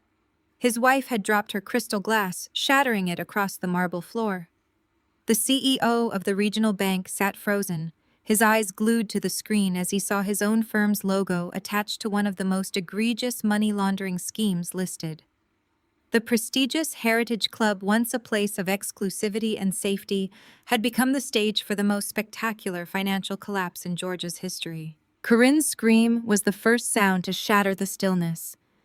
It wasn't the refined, cultured cry of a socialite. It was the raw, guttural screech of a predator who had just realized she was the one being hunted. "Security, cut the feed! Cut it now!" Corinne bellowed, her silver sequins blinding as she scrambled toward the stage, her high heels snapping against the floorboards. She looked deranged, her hairpins loose and her perfect mask of indifference completely obliterated. "Get this woman off the stage. Throw her out. This is a private event. She's hallucinating. Someone do something." She lunged for the stairs leading up to the stage, her hands clawing at the air, her face twisted into a mask of pure, unadulterated hate. But she didn't get far. Two of Jamal's private security detail men, built like linebackers and dressed in tuxedos that hid their tactical training, moved with liquid speed. They didn't manhandle her, but they formed an impenetrable wall, effectively pinning Corinne between the stage and the horrified crowd. I didn't move. I didn't even blink. I simply kept my hand resting lightly on the microphone, my posture relaxed. I watched my mother thrash against the security perimeter, a woman who had spent 40 years building a kingdom on thin air and now saw the wind finally coming for it. I looked at the club president, who stood paralyzed a few feet away. His face was gray. He had clearly realized that by hosting this gala, he had effectively branded himself as Preston's enabler. "Security works for the owners." "Mother," I said, my voice echoing through the silent, stunned room, carried by the massive sound system. It was cool, calm, and utterly detached. Which brings me to the real sponsorship announcement of the evening. I turned my back on Corinne and looked toward the back of the room. The heavy oak doors that led to the lobby were suddenly pushed wide open. But it wasn't the country club staff. It was a phalanx of federal agents in tactical gear, their jackets emblazoned with the bold, unmistakable letters of the Securities and Exchange Commission and the FBI. They didn't rush. They didn't need to. They marched toward the stage with the slow, terrifying gravity of an impending verdict. The crowd parted for them, the elite guests scrambling to distance themselves from the stage, from Preston, and from the radioactive stain of his company's logo. Preston, who was still pinned against the bar by Jamal, finally stopped struggling. The fight drained out of him, replaced by a pathetic, shivering compliance as he watched the agents approach. He looked smaller, frail, and profoundly, utterly finished. I glanced back at the screen. The audit report was scrolling now, revealing the personal accounts of the very people sitting in this room, the very people who had funded this gala, the very people who had looked down on Jamal for his lack of pedigree. The panic was contagious. A dozen people stood up at once, their chairs scraping loudly against the polished floor. Phones were raised, filming the disaster for the evening news, for the social media feeds that would turn this night into a national scandal. Corinne finally stopped screaming. She slumped against the security detail, her energy completely spent. She stared at me, her eyes wide, realizing the extent of the trap. She had wanted to see me ruined. She had wanted to see me beg for my husband's capital to save her daughter's marriage. She had wanted to play the queen on a stage of her own making, only to be forced to watch her own funeral. I leaned back into the microphone, my voice dropping to a conversational, almost intimate tone. "The Heritage Urban Development Fund isn't going to be funded tonight," I explained, looking down at the frozen, horrified crowd. "Because the money doesn't exist. It never existed. It was a digital illusion designed to cover a $200 million hole in Preston's hedge fund." I looked directly at the club president. "And since I am, as of this morning, the largest individual shareholder of the Heritage Country Club's parent company, I am officially declaring this event over." The room erupted. It wasn't just gasps anymore. It was the sound of 500 people realizing their reputations were currently undergoing a rapid, violent change. I watched as the agents reached the stage. I didn't resist. I didn't fight. I simply placed the microphone back onto the stand, the sharp thud of it hitting the metal, echoing through the silence. I turned to Jamal, who was waiting at the foot of the stage, his expression as calm and focused as if we were leaving a business lunch. The club president finally found his voice, sputtering and trembling. Miss Henderson, you cannot just you've ruined everything. I stopped looking at him over my shoulder. I didn't ruin anything, I said, my voice cutting through his panic like a blade. I just stopped the bleeding. You all built your world on a foundation of lies, on the assumption that you could just keep stealing, keep faking, and keep hurting people without ever having to look in the mirror. I just held the mirror up for you. I walked down the steps, my gown sweeping across the stage, and joined Jamal. We walked past the federal agents who were now cuffing Preston, past the sobbing wreck of my sister Jasmine, who had been dragged out of the powder room by the commotion, and past my mother, who had been reduced to a weeping, incoherent mess in the center of the ballroom. I didn't stop. I didn't look back. I wanted to see the look on the governor's face as he realized his name was attached to the fraudulent documents on the screen, but that was a thrill for another day. Tonight was for the exit. As we reached the lobby, the cold, crisp air of the evening rushed in to meet us, a stark contrast to the stifling heat of the lies we had just ignited.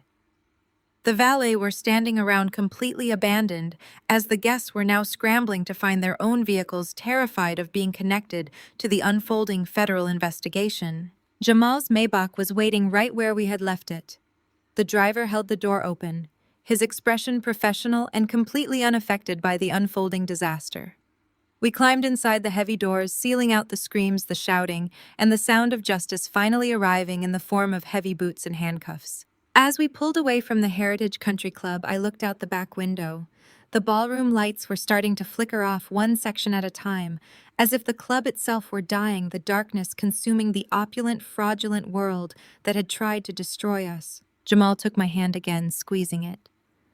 The drive home was a blur of flashing lights, not just from the police cars that had swarmed the club, but from the cameras of the news crews that were now blocking the driveway. We didn't stop. We couldn't stop, not yet. The reality of what we had done hadn't fully settled in, but the feeling of lightness was there, absolute and undeniable. I had stood on that stage in front of the people who had looked down on us, and I had pulled the floor out from under them. I had demonstrated that money was not the only form of power, that reputation was not an impenetrable shield, and that even the most carefully constructed lives of privilege could be dismantled in a single hour by someone who knew exactly where the cracks were. My mother's face as she watched the screens, the sheer pathetic realization that she had lost the game, would be burned into my memory for the rest of my life. She had played the game according to the old rules, assuming that she could intimidate, manipulate, and force her way to the top. She hadn't realized that the game had changed, that the power had shifted, and that the daughter she had dismissed as an angry, bitter liability had actually become the architect of her destruction. And as the city lights blurred past, I realized that I had not just won, I had evolved. I was no longer defined by the expectations of the Buckhead social scene. I was no longer defined by the toxic, soul-sucking demands of my parents. I was finally truly myself, a crisis manager who had navigated the most important crisis of all and emerged on the other side completely and utterly free. The silence in the car was heavy with the weight of the night, but it was a comfortable weight. It was the weight of a victory that felt like it had been 10 years in the making. We turned onto our street, the familiar, understated elegance of our neighborhood, a grounding sight after the glitz and gore of the club. Our home, our fortress awaited us, a place where we could finally talk, breathe, and begin to plan the rest of our lives, lives that we had reclaimed from the people who had tried to steal them.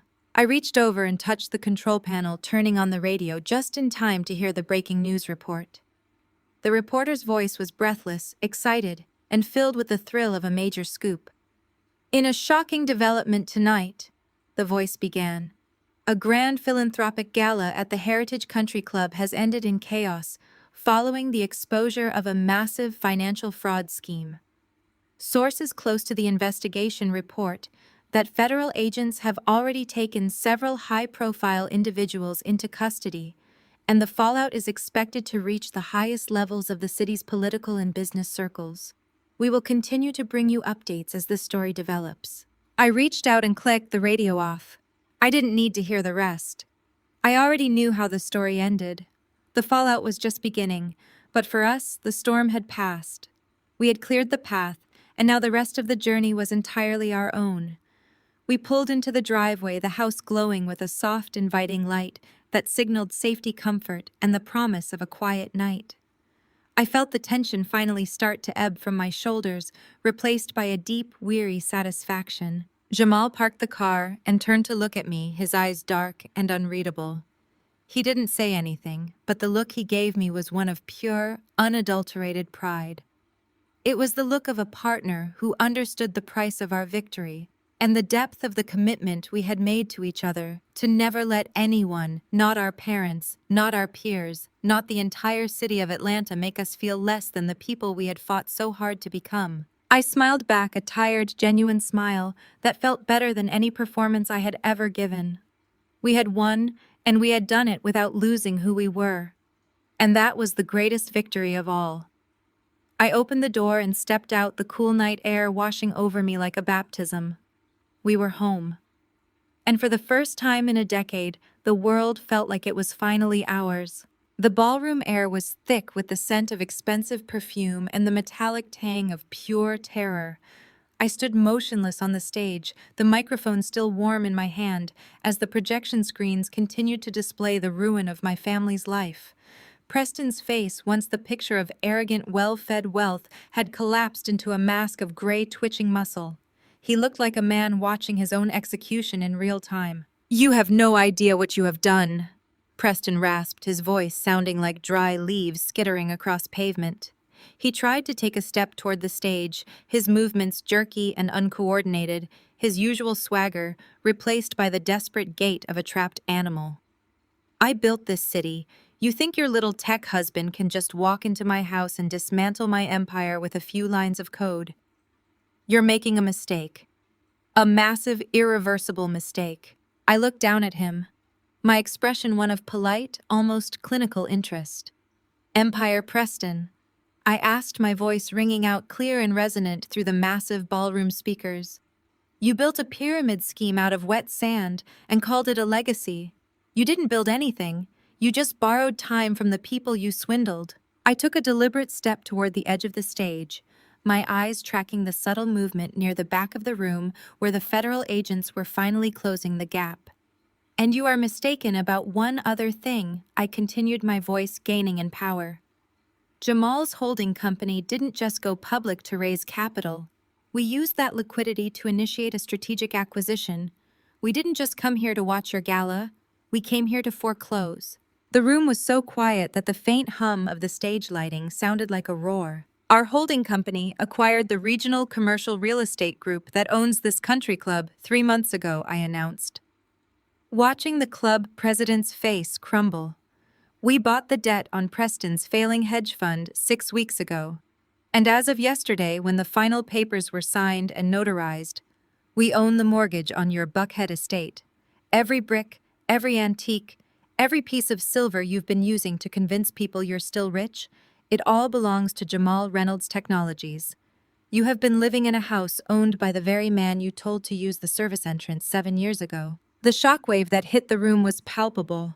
It wasn't just a gasp. It was the sound of 500 people suddenly realizing they were standing on a foundation that had already been removed. Preston stood paralyzed, his mouth opening and closing as he tried to find a defense, a lie, anything to stop the reality of his eviction. Preston finally snapped. He spun around his expensive Italian loafers, slipping on the polished marble as he tried to bolt for the exit. He scrambled toward the main ballroom doors, shoving past a waiter and nearly knocking over a tray of hors d'oeuvres in his frantic, pathetic dash for freedom. He didn't make it 5 feet. As he reached the heavy oak doors, they were pushed open from the other side. 2 federal agents, their faces grim and unyielding, stepped directly into his path. Preston slammed into them, his momentum carrying him forward, until he was practically chest to chest with the man who held the arrest warrant. The handcuffs clicked, a sharp mechanical sound that pierced the silence of the room. It was the loudest thing I had ever heard. Preston didn't struggle. He just went limp, his shoulders slumping as he realized the game was definitively over. He stared at the floor, his breathing ragged, as the agents began to lead him away, their hands firm on his arms. Behind him, Jasmine had completely collapsed. She was splayed out on the ballroom floor, her pearl-encrusted gown ruined by the spilled champagne, and the filth of the floor wailing in a pitch that was genuinely painful to hear. She was clutching her clutch purse to her chest, as if it could somehow hold the pieces of her fractured world together. It was a complete, messy, and absolute meltdown, the exact opposite of the refined image she had curated her entire life. Reginald, seeing his son-in-law in cuffs and his daughter in ruins, made one last desperate attempt at self-preservation.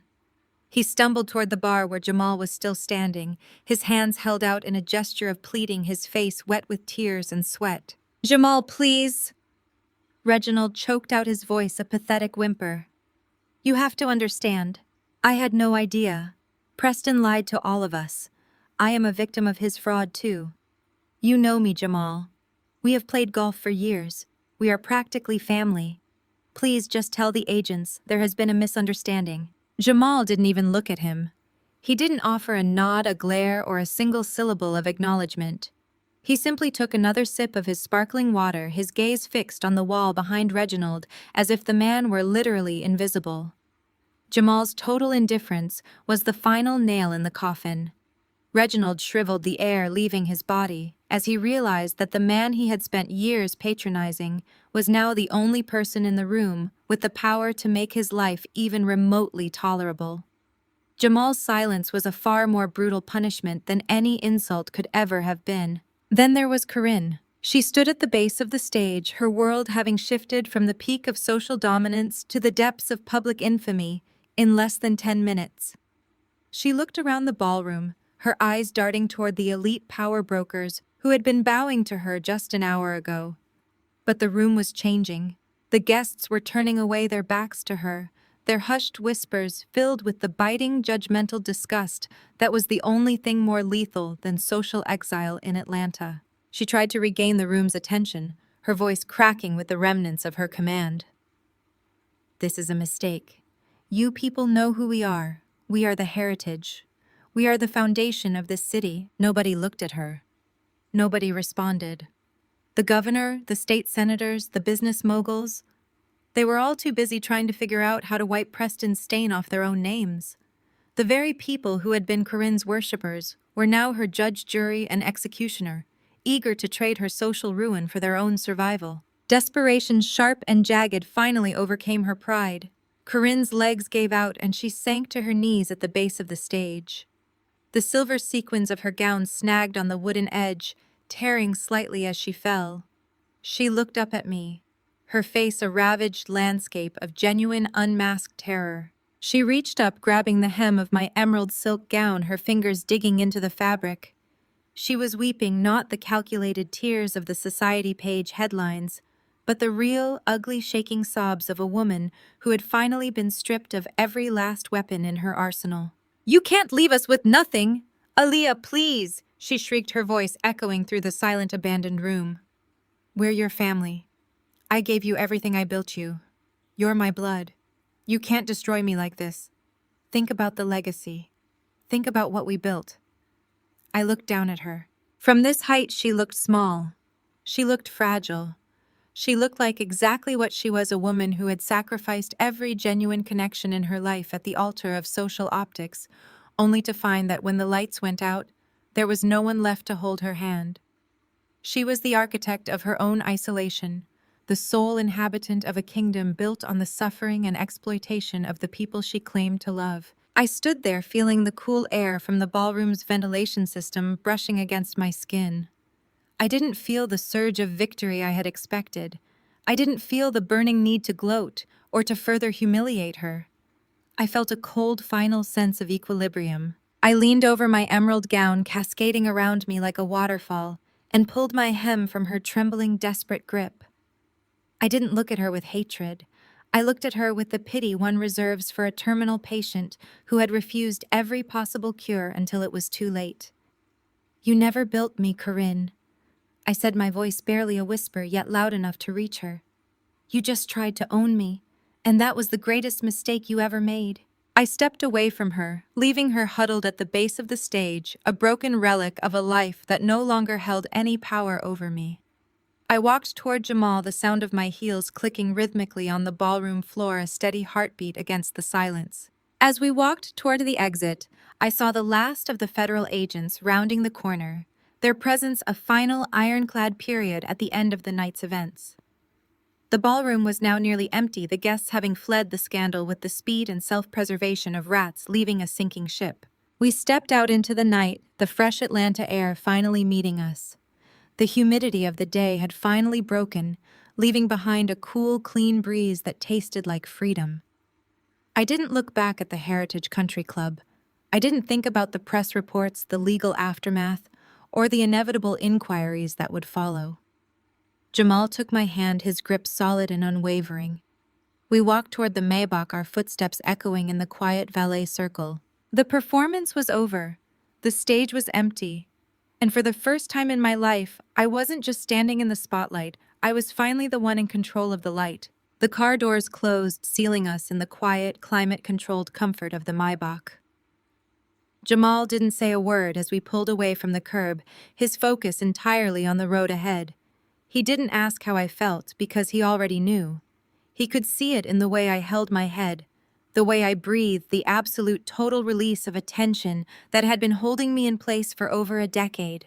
We drove through the winding, tree-lined streets of the neighborhood, the lights of the city becoming a soft, distant glow behind us. I looked at my reflection in the window, my eyes were clear, my expression composed, the polished, untouchable mask of the crisis manager, now entirely unnecessary. I was just Aaliyah, and that I realized was more than enough. My phone buzzed in my lap, a notification of a breaking news headline. Heritage Gala Scandal, Family Empire's Collapse. I didn't need to read the article to know how it would be written. They would talk about the financial ruin, the federal charges, the spectacular fall from grace of the city's golden family. They would speculate about the hidden motives, the secret feuds, the dramatic revelation that had brought it all down. They would try to make sense of the chaos, to find a narrative that fit their comfortable understanding of how the world worked. But they wouldn't understand the half of it. They wouldn't understand that this wasn't about money or power or even revenge. It was about the simple, fundamental act of reclaiming one's life. It was about the decision to stop being a pawn in someone else's game and to start defining one's own rules. I felt a faint, genuine smile touch my lips. The world was about to change in ways that my family could never have anticipated, and I was going to be the one to watch it happen from the other side of the mirror. We pulled into our driveway, the soft amber glow of the porch light, welcoming us back to a home that had never been touched by the toxic influence of the Heritage. I stepped out of the car, the air cool and invigorating, and walked toward the door. Everything was different now. The uncertainty that had once clouded my future had been replaced by a clear, undeniable path. The crises that had once defined my professional life had been transformed into the lessons that had empowered my personal liberation. I walked into the foyer, the quiet, orderly space, a testament to the life we had carefully built together. A life defined by mutual respect, shared ambition, and an unwavering commitment to the truth. I looked at Jamal as he followed me inside, and in that simple moment, I knew we were ready for whatever came next. The night was over, and the dawn was waiting, and for the first time in my life, I wasn't afraid of the light. I walked over to the kitchen counter where I had placed my phone. I picked it up, silenced the notifications, and then with a simple, deliberate movement, I powered it off. The screen went black, the constant demands of the world finally silenced. I stood in the middle of the kitchen, taking a long, slow breath, and let the silence of the house wrap around me like a blanket. It was a beautiful, powerful silence, the silence of a new beginning. I looked at Jamal, who was leaning against the doorway, watching me with that same quiet, unwavering pride. "What now?" he asked softly. I looked back at him, the weight of the last 10 years finally gone, replaced by a sense of endless possibility. "Now," I said, "we finally get to see what it's like to live a life that's actually our own." I walked over to the window and looked out at the city, the lights of Atlanta shining brightly in the distance. The city was still there, vibrant and chaotic and demanding, but I was no longer a part of its toxic surface-level spectacle. I was something else, something stronger, something more real. I wasn't the daughter of the Heritage. I wasn't the crisis manager for the corrupt. I was Aaliyah. And that I finally understood was more than enough. I turned away from the window and toward the future, ready to start the life I had been building in the shadows all along. The curtain had closed on the old show, and I wasn't waiting for an encore. I was ready for the next act. And this time, I was writing the script myself. The silence of the house deepened a gentle contrast to the noise and chaos I had left behind. I knew that the morning would bring its own challenges, that the legal process would be long and complicated, and that the story would continue to dominate the headlines for weeks to come. But I wasn't concerned. The truth was, out the foundation of the old world had been dismantled, and we were standing on the solid, unshakable ground of our own making. I sat down on the sofa, feeling the fabric under my hands, the reality of the moment finally sinking in. I was safe. I was free. I was me. Jamal sat down beside me, his presence a constant reassuring anchor. We didn't need to discuss the details to analyze the fallout or to plan the next strategy. We had already done the work. We had navigated the crisis, survived the fire, and come out the other side entirely intact. I closed my eyes, the warmth of the room and the sense of security finally allowing me to relax. The night had been long, the cost had been high, but the result was everything I had ever wanted. I had broken the cycle. I had reclaimed my integrity. I had saved myself. And as the city lights flickered in the distance, I knew that the future was no longer something to be managed or feared. It was a gift, a blank page, and for the first time I was the one holding the pen. I was ready. I was done. And I was home. The house was perfectly still, the silence now a companion rather than a void. It was the silence of a life that was finally unequivocally mine. And as I drifted toward sleep, I knew that when the sun rose, the world would see us not as the people they had tried to define, but as the people we had fought to become. It was a beautiful, simple, and entirely triumphant ending to the most difficult chapter of my life. And I wasn't looking back. Never again. I looked down at her, my expression as cold and still as a winter pond. Corinne's face, once the standard of Atlanta society, was smeared with makeup, her eyes wide with the raw, jagged realization that the world she had built on the backs of others had officially collapsed. She clutched the emerald silk of my gown like it was a lifeline, her knuckles white, her breath coming in ragged, desperate hitches. I didn't move, nor did I flinch. I simply watched her, feeling the last remaining threads of obligation to my family snap. The tugging on my dress was an annoyance, a physical manifestation of the control she had tried to exert over me my entire life. With a slow, deliberate movement, I stepped backward, pulling the fabric from her grip. As I did, her fingers clawed weakly at the air, grasping at nothing. I reached into my clutch and pulled out a heavy cream-colored envelope. I didn't hand it to her. I let it slip from my fingers, watching it drift down to land in the dust, and spilled champagne at the base of the stage. The invoice inside was for the evening's catering and venue services, a total of $250,000. "That is your bill, Corinne," I said, my voice steady and devoid of the deference she had always demanded.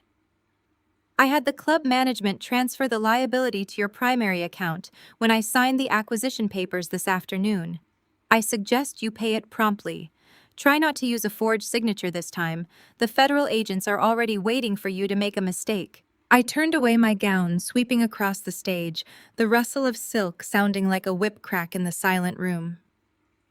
I walked down the steps, my head held high, and reached for Jamal. He was there as he always was, offering his arm with a quiet, grounded strength that had become my true north. We didn't look at the ruin we had left behind. We walked straight toward the exit. The ballroom, once filled with the cacophony of the elite, was now a vacuum of shame. Guests who had spent the last hour fawning over Preston now huddled in corners, terrified of being seen near the wreckage. They didn't whisper, they didn't jeer. They simply parted, a sea of suits and gowns pulling back to give us space, their silence a testament to the power we had just exerted. It was the silence of a room full of people who knew they had just witnessed a revolution. We reached the heavy oak doors, and as I pushed them open, the cool, bracing air of the Georgia night rushed in to greet us. It felt like a baptism. Behind us, the sounds of the ballroom, the sobbing, the frantic shouting, the heavy boots of federal agents faded into the background. The aftermath of that night was swift, precise, and total.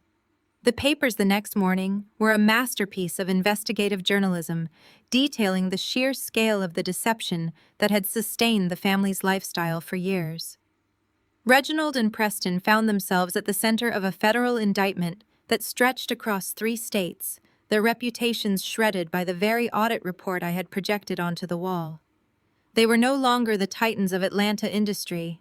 They were cautionary tales, faces splashed across the news in handcuffs, their names synonymous with corporate fraud and moral bankruptcy. But the true devastation was in the silence that followed.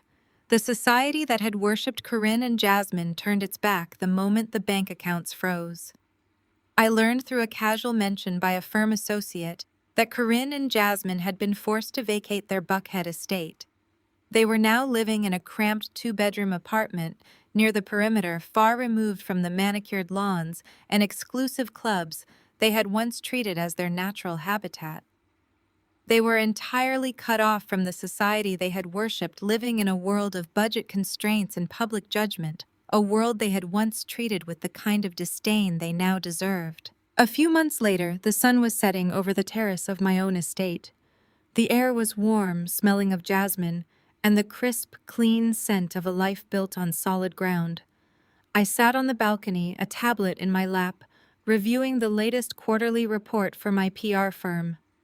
The numbers were staggering: record profits, new high-profile clients, and a reputation that was built on the kind of strategic, ethical crisis management I had spent a lifetime perfecting. Jamal walked out onto the terrace holding 2 glasses of wine. He set one down in front of me, his eyes drifting to the horizon where the city lights were beginning to flicker to life. We watched them together for a moment, the distance between us and the city feeling like a chasm we had successfully bridged. "The true meaning of family," I murmured, not looking up from the report. I thought about the words I had heard from others, the expectations placed on me, and the toxic reality I had finally escaped. "It isn't about blood, Jamal. It isn't about the name you are born with or the house you grow up in. It's about loyalty. It's about respect. It's about unconditional love that doesn't demand you shrink yourself to fit into someone else's fragile ego." Jamal sat down next to me, his presence a quiet constant. He had been the one to help me build the foundation for this empire, the one who had held me when the pressure was at its peak, and the one who had celebrated every small, quiet victory along the way. The greatest revenge wasn't the setup I added, finally putting the tablet aside. It wasn't the gala or the audit or the handcuffs or the eviction. That was just cleaning up the mess they had made. The real revenge was simply surviving their cruelty.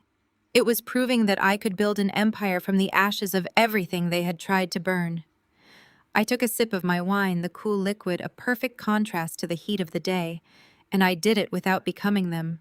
We sat in silence, the peace of the evening washing over us. I realized then that I had finally reclaimed my own story.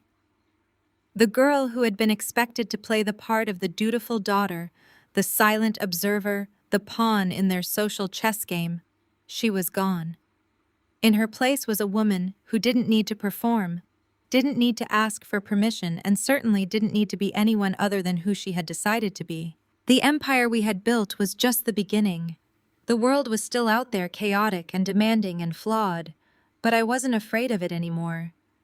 I was ready to lead, to create, and to thrive on my own terms. I looked at Jamal and saw the reflection of everything I had hoped for: a life where we didn't just survive, but where we lived with intention, with honor, and with a love that felt as solid and real as the ground beneath our feet. The past was a closed book, a narrative of deception and greed that no longer had any bearing on my future. I was the architect of a new reality, one where the foundation was integrity and the ceiling was whatever I chose to build. As the stars appeared above the Atlanta skyline, I didn't feel the need to look back, not even for a second. The ash had been cleared away, the empire was thriving, and for the very first time, the future belonged entirely to me. True worth is not defined by those who constantly belittle you, but by the strength you find to build your own path from the ashes of betrayal. Family should be a sanctuary of support. But when those closest to you choose cruelty over kindness, reclaiming your independence is the most powerful act of justice you can perform. Never let others dictate your value. You are the architect of your own destiny. Have you ever had to draw a firm line with toxic family members to protect your peace? Share your story in the comments below.